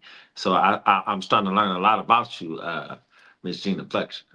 You know how to stamp a brother because that just you just like gave more space in my heart. You got me on here with Howie Bell. That just was like I was like, and I look up to that brother. You don't even know our relationship. We met in Vegas. I didn't even tell you none of that, and I knew this, but I just was like wow, full circle. So thank you. I'm doing okay today. Really great. It's beautiful, nephew. Yeah, and You know, Auntie is your Gina is the alley oop Yeah, she is. queen. And if I were gay, I I'm told her just saying. she's so kind. She's so kind, man. She exudes this what you do when you think about people. You try to see how you can impact them in whatever ways, even with just asking them questions. So she's just that person. So it's great. This is who she is, and that I have someone like her. So I know we all know that. The tribe. I know y'all in this mug. The tribe is here. They they right. They just listening. So I love it. But how are you, Auntie Gina? man, she froze again, bro. Oh no. Yeah, I think she got to delete some shit off her phone. She sent me a screenshot last night. Her phone wanted to update, but she couldn't. Uh, Too much stuff on her phone. She records so much. You know what I Yeah. mean? Yeah, we got to get her a hard drive. New said we here. We know you here. oh yeah, new. They here. They here. Oh, look at you, Corey. Hey, family. Hey, village. All are live. Oh, you know what? Introduce this Corey. This is old though. This is nothing on what Corey got going on now, right? But Yeah, it's. Oh, I would have sent you a clip too. I would have sent you a clip. yeah, well, where is it? What other special? Yeah, I would have sent you a clip of the special. I got one on my phone right now. I got one on my phone right now. You want me to send it to you right now? Yeah, I kind of do. Yeah. I'm gonna send it to your Instagram right now because it's only 50. It's only 46 seconds. How about that? All right, that's a bit. Something you can. Thank you for doing that, Corey. Oh man, I'm glad I looked at my phone. I'm on 1%, and I got my charger right here. Look at that. I gotta hurry the fuck up. This one. Ooh, 7. Wait, Yeah. Corey, I got a different page I want you to send it to. That goes straight to my desktop. You heard? Okay, so what is it? Chicken underscore and underscore beef underscore TV. Chicken Yeah, it's chicken and beef with underscores in between all of them. underscore and Yeah, underscore and beef underscore TV. I'm gonna send you a message too. uh, uh, I just said I just send you. I'm sending you a video right now. I mean, I'm sending you. That's I a hope bet. Oh, it's not at 40. I'm gonna play this clip from Corey. It's old, you know what I'm saying? But we're Oh, gonna here we go. Here we go. Here we go. Here we go. This is way better. This is way better this is way better. This is something fresh, current brand. you don't play the older one? I won't. If you, No, I don't. I I just added you. all right, bet. Just because it's new. Nah, yeah, Oh, yeah, nah, and we can. There we I go. know you is. I had a moment in there, but this is Yep, oh, this is new. yeah, Can you hear me? yeah. We get you. Yes, Hi. No, they're doing some work in my complex with the cable, and it's affecting everybody. It's not just me. Oh, Yeah, yeah. But the told him it internet. was the update that the phone wanted to do. Excuse me, baby. I told him it was the update that your phone wanted to do. You know, and that might be it too. But two people in the building said that their cable just went out. The other girl said her internet just went out. But it could be the same thing because I cleared my phone like you taught me. I'm sorry, Corey. It's not my fault. It's okay. Good. So we're talking about your special that you just did, right? Not yet. I'm trying to fix my phone. Okay, but let me. I'm going to go back for a minute if I can. Um, you are 38 years old, right? Yeah. Okay. You were born in Detroit. Yeah. And what was going on in high school? What was happening? Um. What do you mean? Where were you living? Who were you living with in high school? All right. Is that good, Josh? Yeah, All right. All right. Hold on 1 second. I gotta wipe this camera. Like I was moving around trying to do something for him. Hold on. yeah. He's showing us his nice outfit. We got a clip too, like a little, almost a minute clip of special. Does he want to show it? Yeah, he sent No, it to here me. we go. Yeah, Yeah. Oh, okay.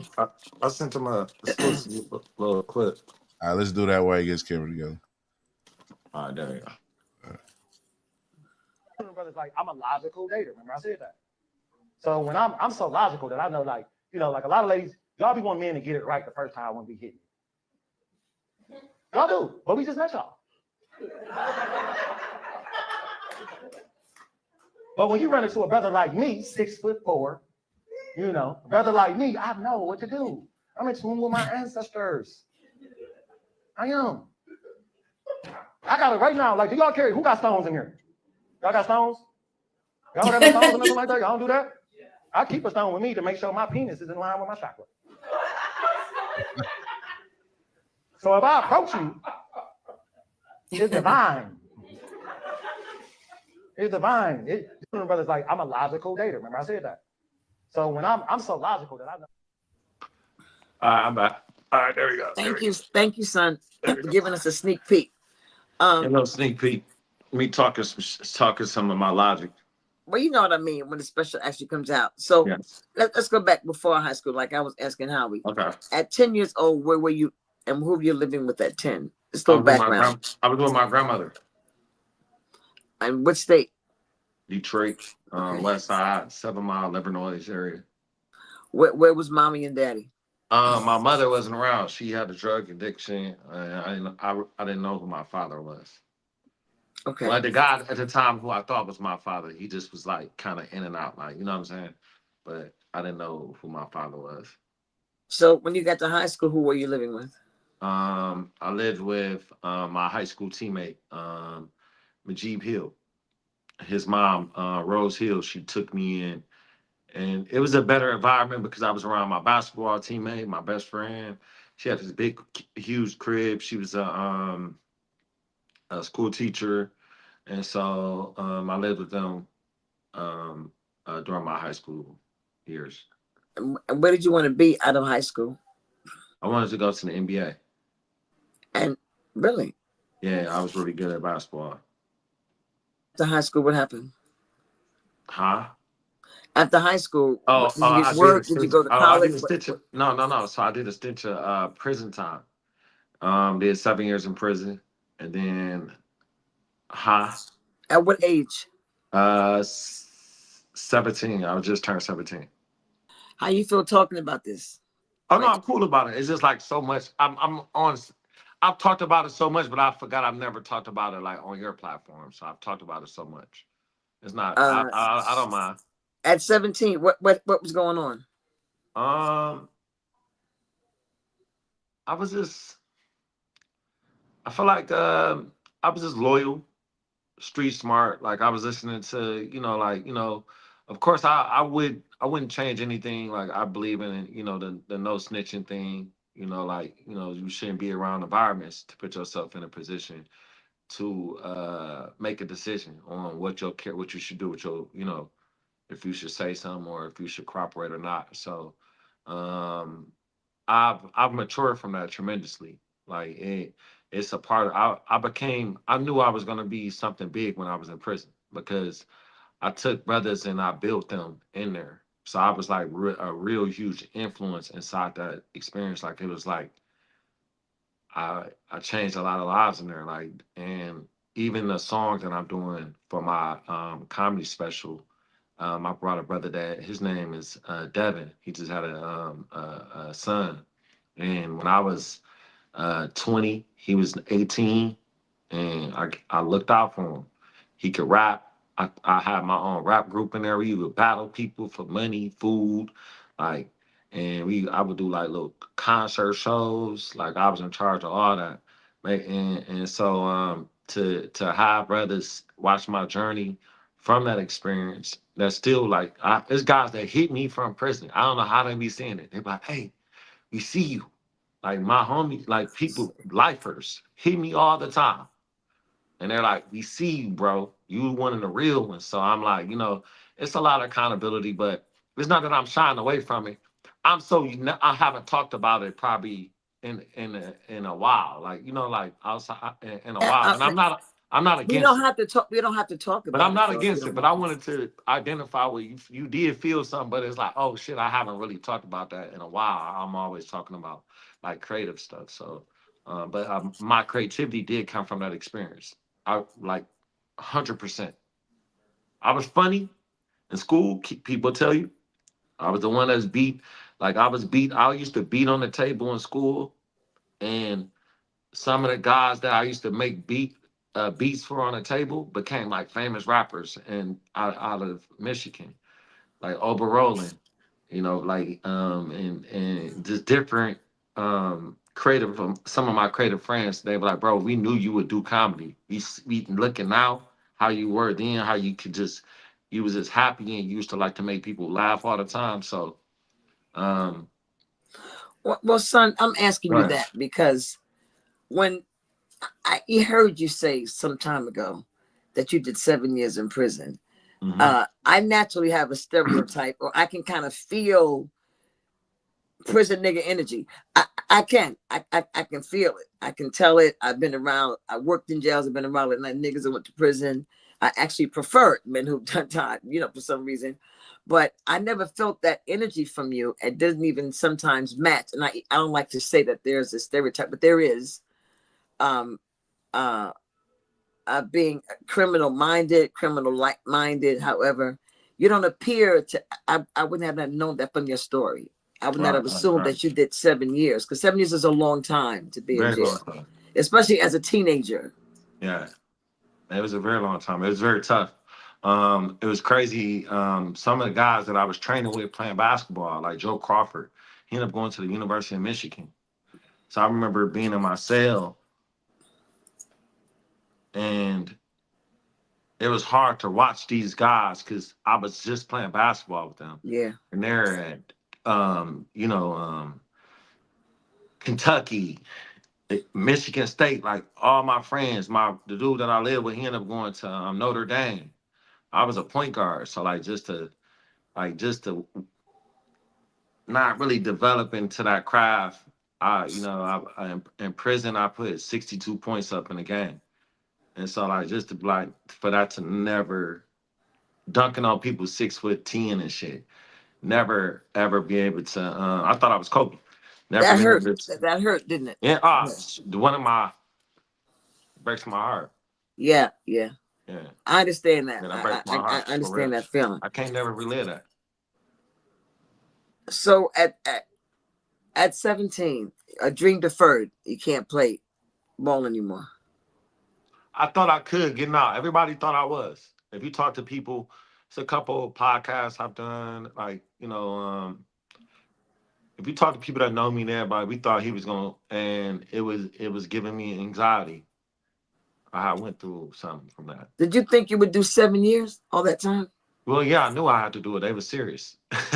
What was the charge? What was the charge? I had a conspiracy charge to assault, you know, drug running, like running a drug operation. Like I had a whole robbery.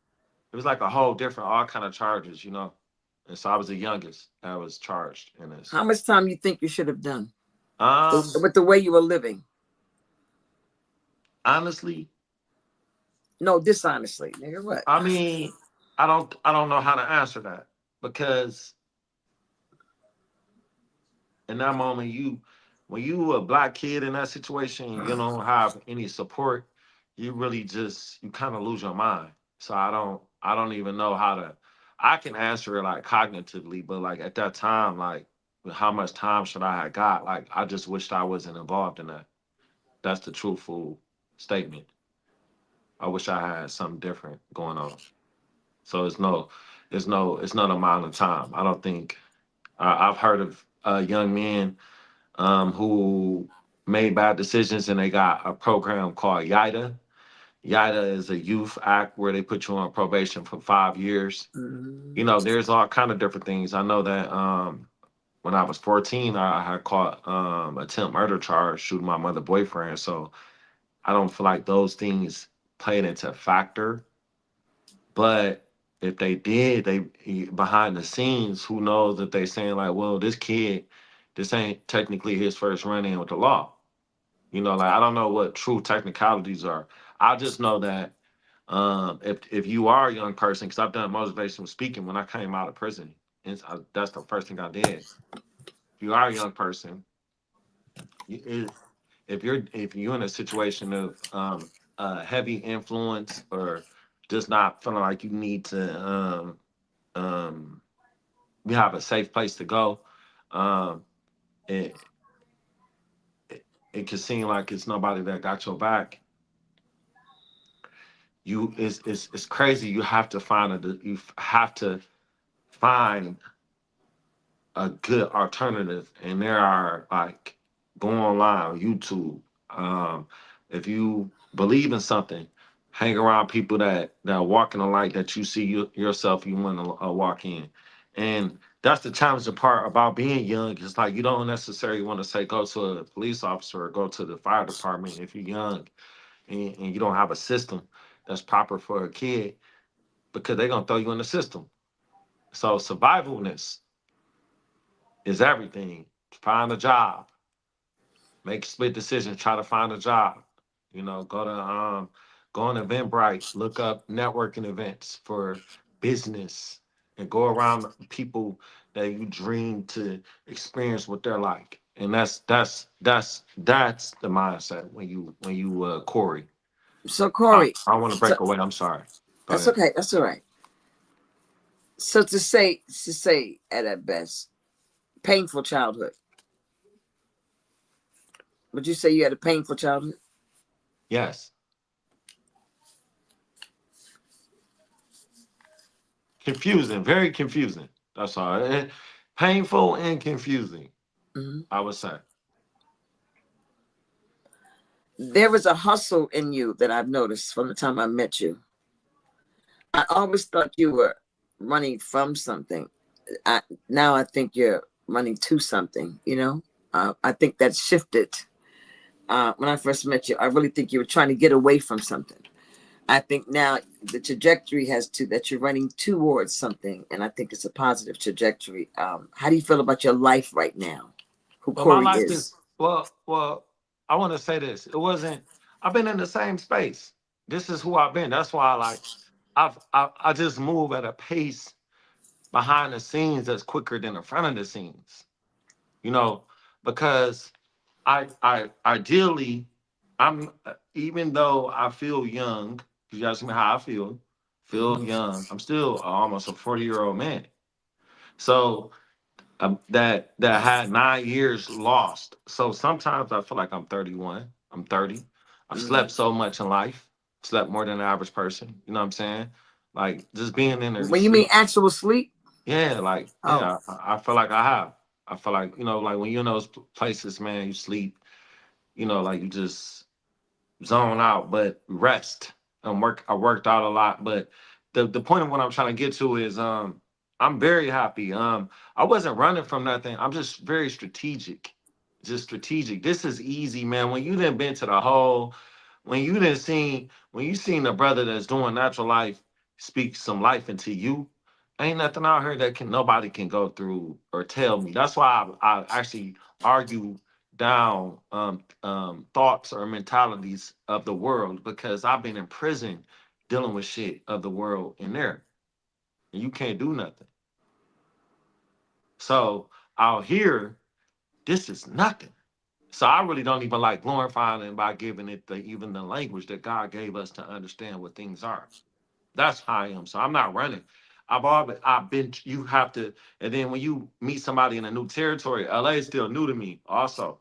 Because I've traveled. I've traveled to Atlanta. Ali Sadiq told me to travel the world. He said, you want a couple of comedian stars. It was like, you need to get, you want it like that? Bounce around. You're gonna learn the culture. You're gonna learn this shit for real. And so it's all been to find my voice and so I can take care of my daughters, and then so I can also build my own creative community. Like how I like to do stuff with comedy Yeah. court and all that stuff. So I started off in the game putting people on. You know what I'm saying? So I didn't start out in the game doing anything other than that. Like I've created about 5 or 6 comedians that are actually getting paid, working comedians that started off because I gave them an opportunity and they never did comedy a day in their life. I gave a brother I bought a brother his first acting, Wavy Crockett, his first acting classes with my money, paid for his classes. He now is on theater and on film playing the mayor of Detroit, Coleman Young. I saw something in his brother. Never did comedy a day of his life. Never acted a day of his life. And I said, I'm gonna teach you improv. And he became the star of my show. So, like I have a I'm what you call I'm not an alpha male, I'm a paramount male. So that's what you Oh, saw me. what? A paramount male. What's that mean? You work for Paramount? Nah. A paramount male and job. If you could look for a definition, just to make sure Paramount's a I'm. movie No. company, right? I know what it is. I just wanted to, because it may be even more broader. But paramount male is a man that, like an alpha male, it's about me. I I want all the money. Elon Musk. A No, that's paramount not what male. alpha means. Hold on. A paramount male is a man that wants to build a nation, wants to see other people be I can't successful. see that. Paramount. What Yeah. what does that mean? My Yeah. fault. I'll read it if you want. Please read what Paramount Yeah. Man No, is. it's a more Are we structured. gonna hear since you All right, use go the ahead. word? Yeah, Let somebody yeah. tell us what it means. Okay, so it says could refer to a male or paramount importance or significance. Paramount, or it could be specific name or term related to a male figure or character in context involving the media company Paramount. That's what Gina No, said. But hold on, it's some more. It's some more. General meaning. Paramount means the highest importance significance. Therefore, paramount male could simply mean a male who is considered to be of the utmost importance or authority in a particular context. In the Look media up in con- the Urban Dictionary, man. yeah, it's very tribal. It's a tribal word. It's a tribal mentality, like to not want to be able to exercise being a master and a magistrate. Like like I'm able to work for Job, and Job can work for me too.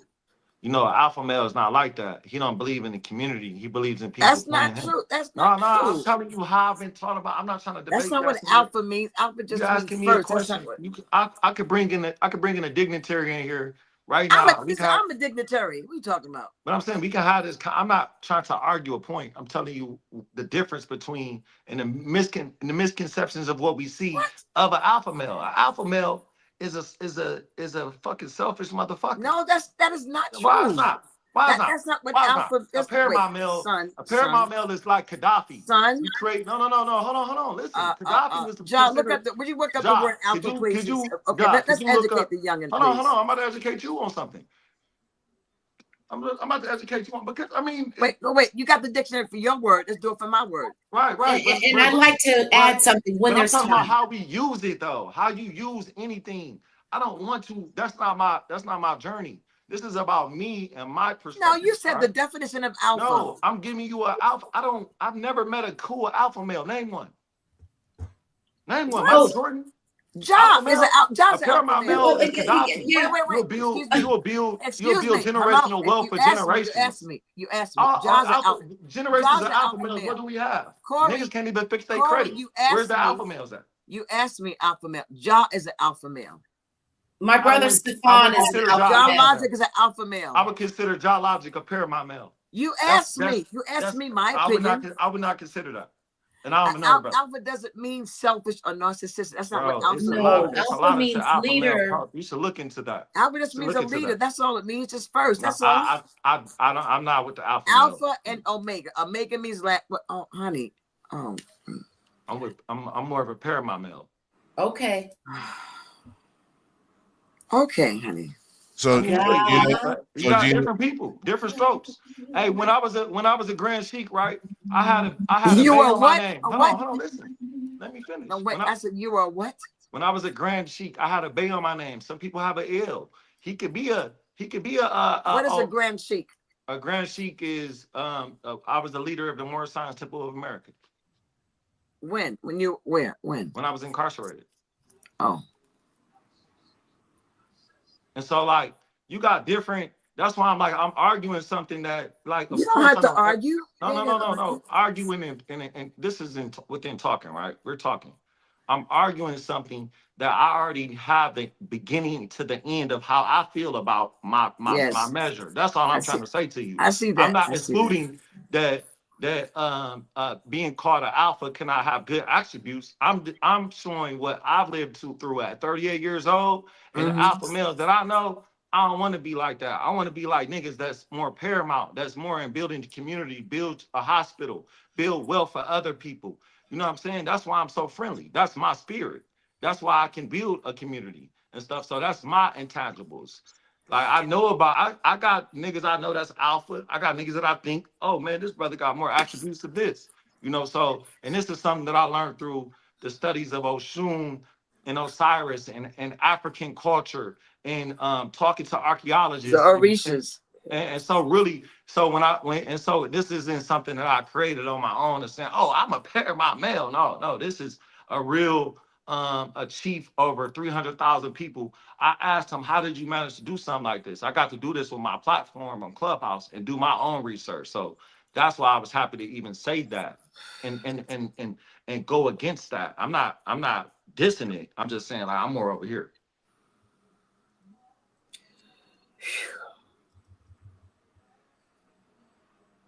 You want to say anything, Anissa, to your nephew? I love you.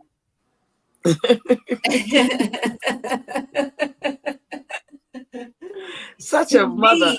To me, alpha means leader, protector, responsible. I'll shut a nigga down. That's alpha. That's love. And I love you. And God.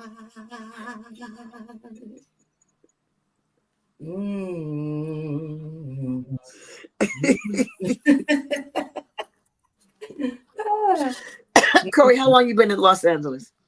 Oh wait, hold on. Wait, don't move on. Stay right there.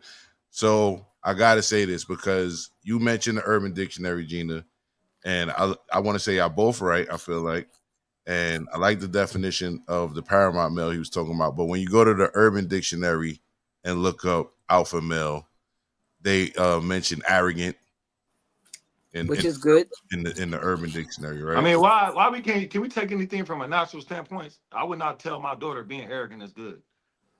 Arrogance is not a negative trait. Wait, they go on. So they say alpha male is more of a personality type that's usually describes someone who is arrogant, obnoxious, insensitive, selfish, competitive, and then let me click on it. That and what dictionary is that? That's the Urban, because I went to the Urban when you said that earlier. Oh, the nigga dictionary. That's what I thought. But so if you go into a regular dictionary, it says the same thing. You use different John, words. are you an alpha male, John? I've studied language so much. A paramount male doesn't have any bad, negative, ending condemnations about it. Are you an alpha male, John? and enriching the black woman and enriching family and community and restoring our African like this. That's what Marcus Garvey believed in. Marcus Garvey believed in going back to Africa. He didn't believe in this selfish white man stuff of because the black man can doesn't we're never inferior to no one. You not in any race, they're black. So to even make us feel as if there's a statue of a limitations of us, it's because they had to do that. Of like we and from Africa, they would teach you about paramount maleness so you can be fruitful to the community. That's our lost ancestry. This alpha male perception is why we're where we're at. Magic Johnson's an alpha male. What we Howie got? Bell's an alpha male. I win. I mean, that's for him. I don't know if Howie Most Bill of would your say that. heroes, most of the people you respect are alpha males, Corey. Kevin Hart's not an alpha male. He's a paramount Oh male. yes, he's an alpha He's male to building me. other men. Alpha To males me. don't put on other men. To Alphas me. don't. Hold on, hold No, on. to me. Alpha, statistically, this is not my opinion. This It's is my something that I opinion. learned. An alpha would not put on another man. An alpha would not That's how help you another feel. man out in his community. He won't. He believed that he's done and then ending in the eye. This is of not of my opinion. This is from a real standpoint. A paramount male will say, geologic. So you know what? I'm gonna put this brother on. I don't mind if he become bigger than me. I don't mind because he's a part of my community.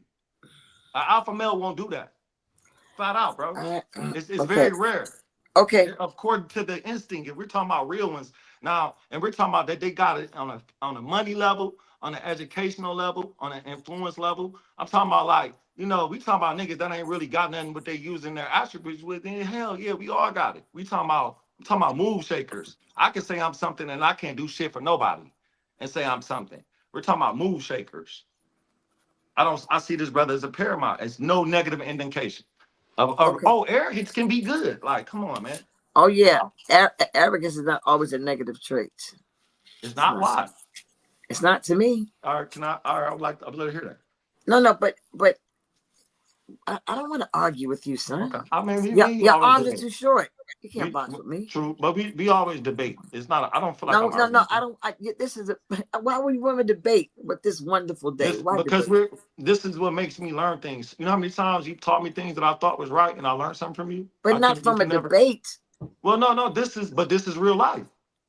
Because Corey. you can teach me something that's informative, or we can have subjects that we don't. We can just be like, oh, I mean, because this is all bullshit. It's about us anyway, our tribe. I just wanted to give a depth and a depth view because when I am talking to people, my peers, they understand my angle, and so I want to make sure I'm always representing myself proper when I'm saying stuff. I don't like if I gotta open it all the way up, I gotta break down the knowledge behind it, reference over just saying, yeah, I can't do that because a lot of people don't know my perspective. I don't understand what you just said. I really don't. Hey, Did you understand what I'm saying?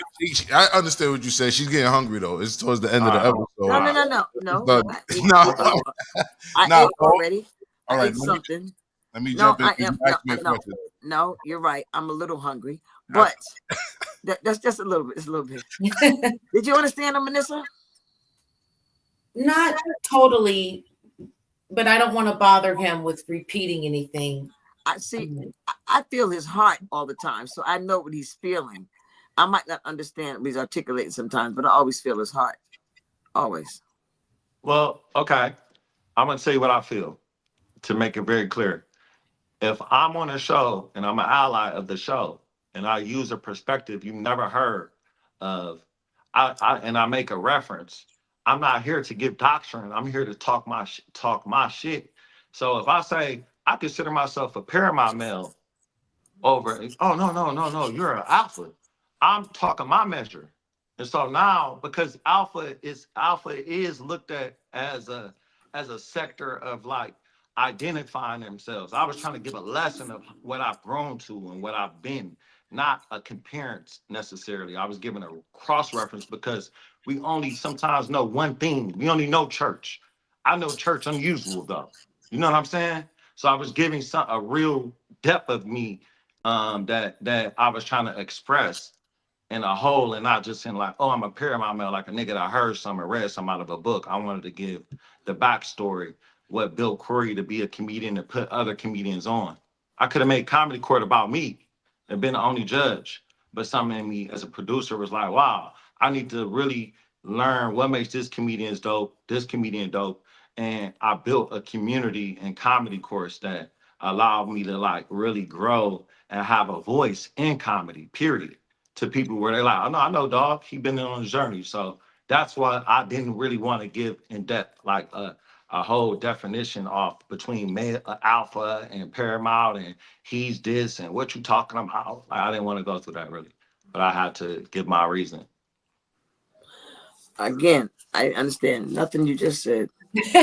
I swear to God, Well, I don't. I learned Okay. something today, Okay. because, when people say alpha, I always refer to the fact that it's the Hey, that's kind of, hey, Auntie, I'm position. a little disappointed in this Wait, interview.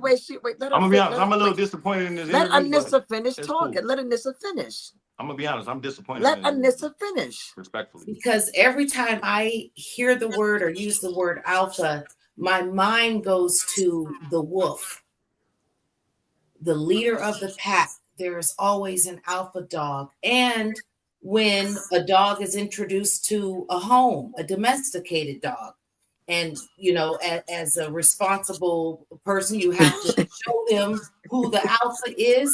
So that's where I was coming from. And speaking of my brother, to me, he's like an alpha. But I learned something today because I didn't realize when you broke the urban dictionary, the definition down. Okay, so now I have a whole new understanding of what an alpha male is about. Well, if you allow me, Gina and this and Corey, Go ahead, baby. um, I feel like the Urban Dictionary speaks to how a lot of people look at alpha males because that's how the Urban Dictionary is speaking to the how the culture is looking at something, Mhm. not necessarily the straight up definition, but how the culture is looking at it. So, and I feel like that's what Corey was speaking to.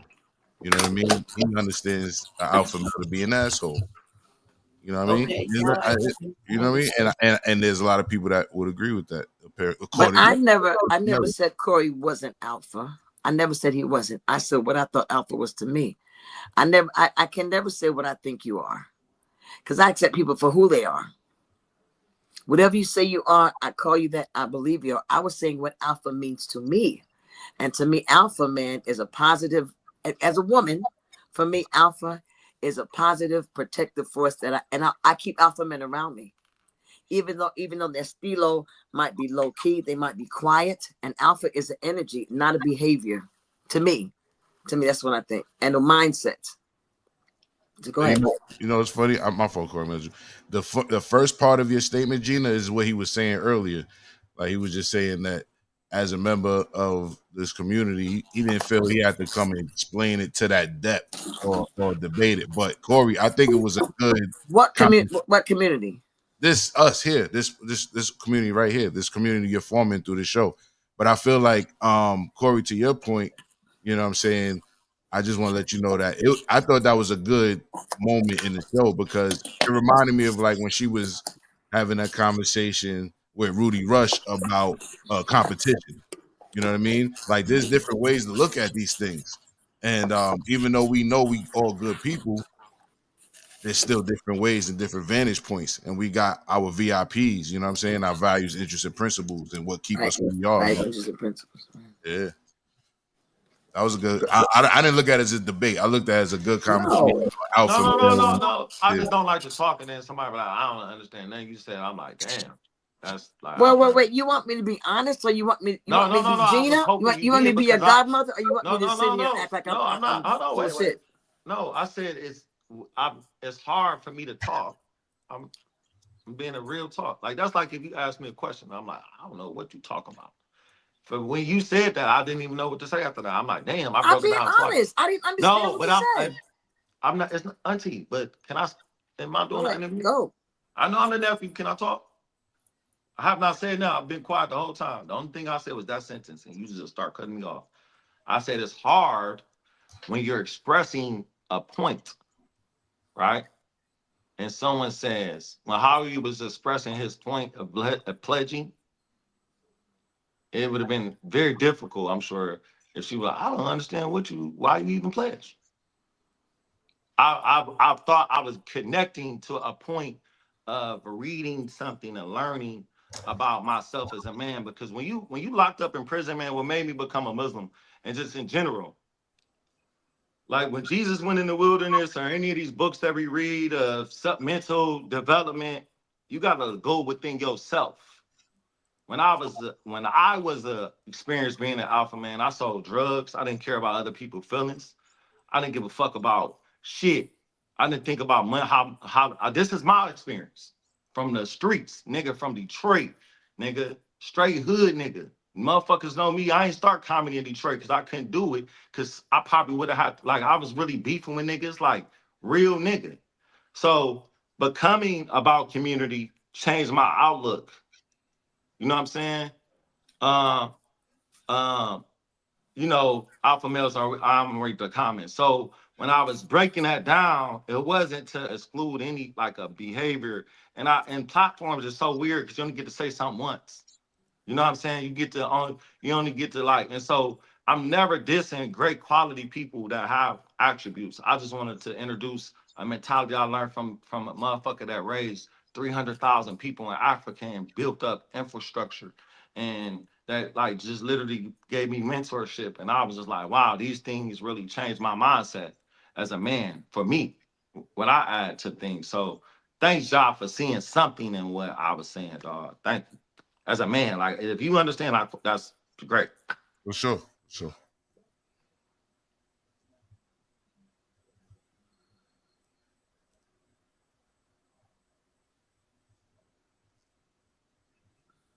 God.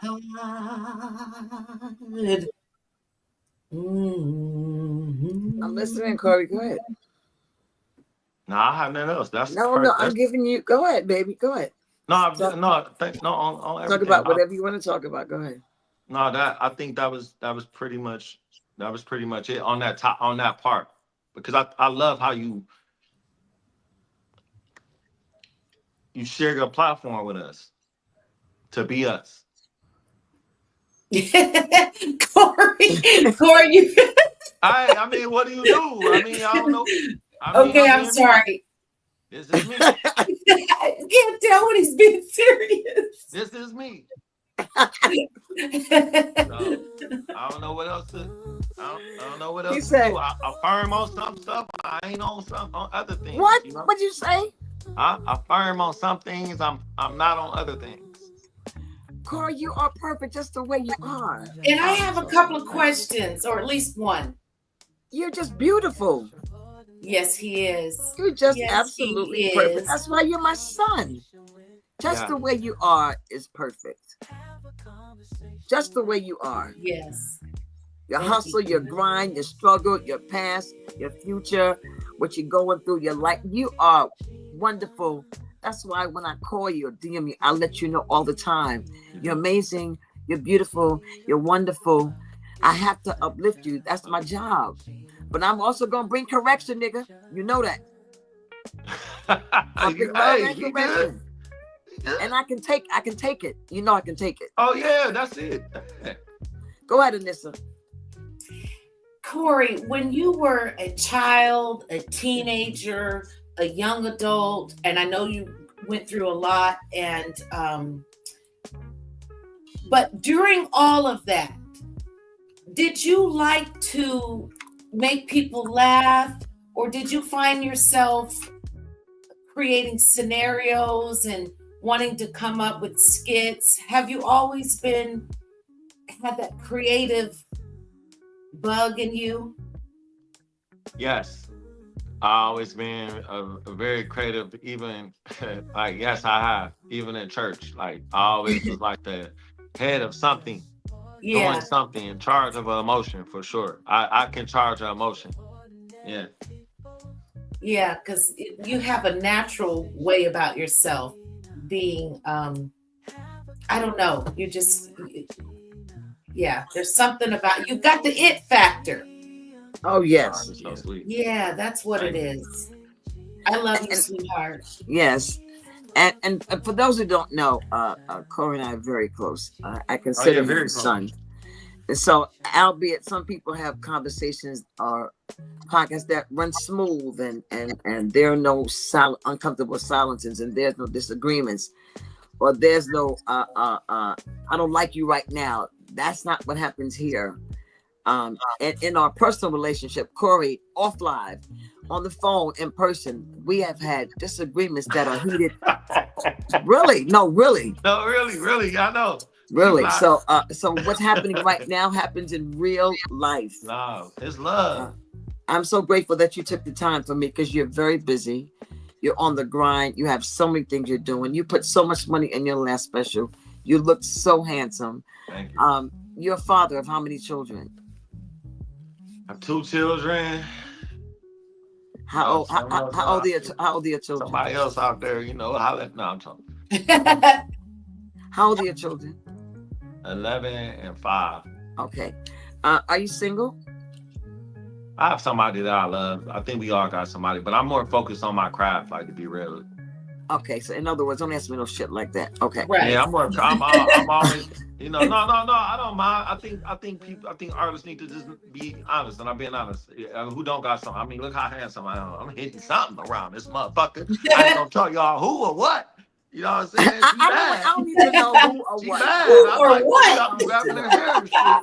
Be having her hair like this. No, I'm talking Okay, shit. but Corey, let me ask you something else. Yeah. A lot of women come on to you all the time, don't they? Yes, that have to. Yes.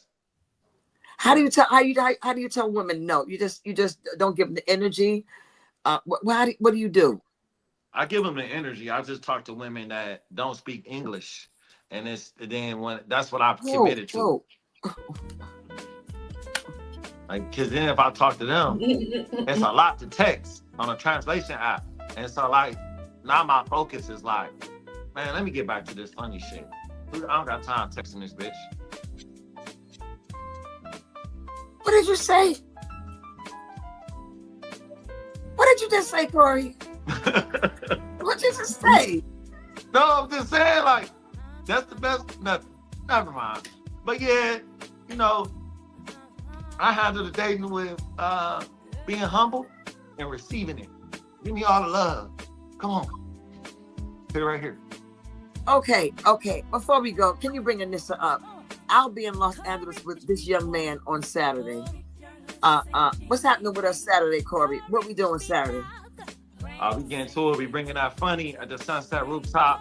Make sure y'all at 6099 West Sunset Boulevard, Los Angeles, California, y'all. I will be there. It is hosted by the one and only Gina motherfucking Fletcher. Oh! And then guess what? Guess what, y'all? We got a brother that's debuting himself on stage, man. Spiritual CJ.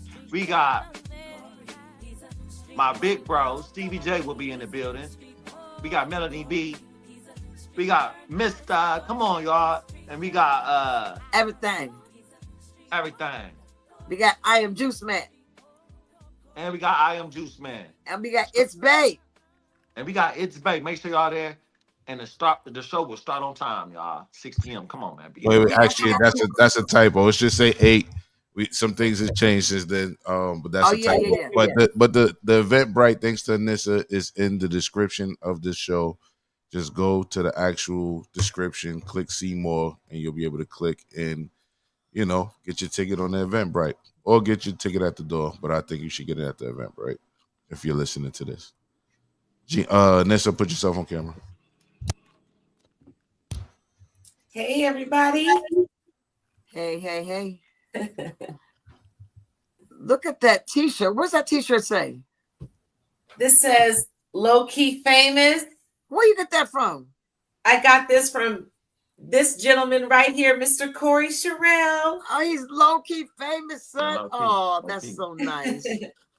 Ladies and gentlemen, do you have some more merchandise, Corey? That's available for sale? I do. The new link will be up in my bio on my Instagram. Okay. I'll have it up in like the next 5 minutes. It's a link. I have a Shopify or whatever. So before March 22nd, where will you be before then? Are you anywhere this week? I got a guest spot. Corey Holcomb will have a show tomorrow, guys. So I always get a guest spot with Corey. Shout out to Corey Holcomb, big homie, man. Yeah. So I'm gonna do a few Yeah, shows. Is shout out that to Corey Holcomb. Let me say something about Corey Holcomb. I used to want to have sex with him, right? Because Oh I'm a shit, big, big, big fan. Now I used to want to see him in a fetal position and let him cry after having sex with me. But no, but let me tell you what happened. He was on the show one time. You know, I watch him every Tuesday night, 5150 with Darlene, OG, Ortiz, and Craig Fax. But listen, Corey said one time, he said, you know what? I don't like that extra piece of meat people have on their lips. And I had that extra piece of meat. And that from that day on, I said, I don't want to have sex with him no Are you more. talking about the lip fat? Yeah, the lip that makes fellatio wonderful. Yeah. He said, I don't like people. He wasn't talking about me, but he was really talking about me. So I stopped my desire to have sex with him, unless he asked me. Unless he asked me. I'm gonna tell him that too. I'm gonna tell him that. I'm really gonna tell him that. I'm like, Oh, damn, please. I'm gonna tell him. I'm saying, Listen. then but I'm gonna make sure I end it sweet for you. I'm gonna be like, she says she'll still give it to you though, unless you ask her. She's heavy on the ask her. Okay, first of all, he ain't got to ask me shit. Okay, if he does, I'll give him a shot at the title. All right. Your T-shirt is beautiful, Corey. I'm so proud of you. Thank you. So you'll be at Flappers on Monday nights. Yes. In Los Angeles. It's 5159. Corey Holcomb is taking over Flappers on once a month. And we're so grateful for that. Thank you, 5150, Corey Holcomb, for helping my youngin', Corey Sherrill, with the ejaculation of his career. No diddy. Anissa, what do you want to say before you continue to show your breasts? Low key famous. Low key famous will be on our you look gorgeous, soon, y'all. Low key famous. Thank you. Yeah. What do you want to say, Anissa Ray? Me now, I'm getting hungry now. Go ahead. Well, yeah, Corey, thank you. Corey already made the announcement I wanted to make about the show at Sunset Rooftop next Saturday, March 22nd. The Eventbrite is live. You can get your tickets there. $20 for comedian Stevie J, Juice Man, performers like It's Bay, a gentleman named Ralph, Mr. Canna, and more. $20, 8 p.m. to 12, Eventbrite, Music Loves Comedy at the Sunset Rooftop, 6099 West Sunset Boulevard, Los Angeles. Yeah, and I'll be there Friday in Los Angeles, and I'll be at Gadget Deluxe shop at Western and 83rd Street. I'm doing a meet and greet just to show some love to his shop, Gadget Deluxe on Western and 83rd Street. And then on Sunday, I'll be with Zoe, a shop, smoke, and sip that afternoon on Pico and Redondo. She has an amazing vintage store, so please show up. And what else? Ja, anything else you want to say, baby, before we go? Nah, not really. But Corey, plug that special, man. One last time for the edit, man. You said what now? Plug the special for the edit. All right. Hey guys, make sure y'all check out my new comedy special that will be out on streaming. Low Key Famous. I just shot it, y'all, February 28th. It will be out on streaming. Make sure you check out Low Key Famous. You can look for updates on my Instagram, and of course Auntie Gina, she gonna have all the updates on what I got going on anyway, because you know that's my auntie mom, so you know how that go. Yeah, she don't know it. She don't know it. Have you eaten, young man? Yeah, I made breakfast while you was interviewing Howie. I had sausage. Really? Yeah. Have you eaten, Anissa? I had 2 pieces of peanut butter toast. Okay. Have you eaten, Ja? Yeah, I ate. Okay. Well, now it's time to say goodbye to all our company. Ja Logic, Gina Fletcher, Anissa Raimi. We thank God for the moment. We thank you, God, for the church unusual. We thank you, God, for Amazing Grace sung by our visiting pastor, Howie Bell. We thank you, God, for the youth pastor that came through. In the name of the love, we say, Mr. Corey Sherrill. Hallelujah! We thank you. And everybody say, Amen. everybody say, Amen. everybody say, Amen. oh Lord. Amen. Amen. See y'all later. All right. That was great. That was fun. That's great.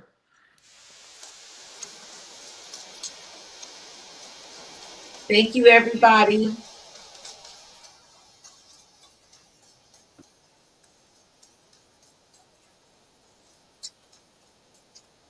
Hey, Job. Yo, I feel like I'm the bad little brother that's explaining something. To his mama, I can't quit. Hey, I can't. Hey, look, I can't help myself. I'm like, no, I don't gotta yo, be right. I want her to understand me. I can't help it. I love her so much. I'm like, no, I get mad. She don't understand. I look when she said, I look when she said that she ain't know what I was talking about. Nigga, I almost had a heart attack. yo, hit me in the back chat. Hit me in the back chat. We gonna close the show out for real now. Oh, damn, I ain't know. Oh, on the back side. Oh, damn, I didn't know. That's funny. I didn't know that. I thought it was over. Nah, you know, I just was being creative with that. We're gonna get into this music.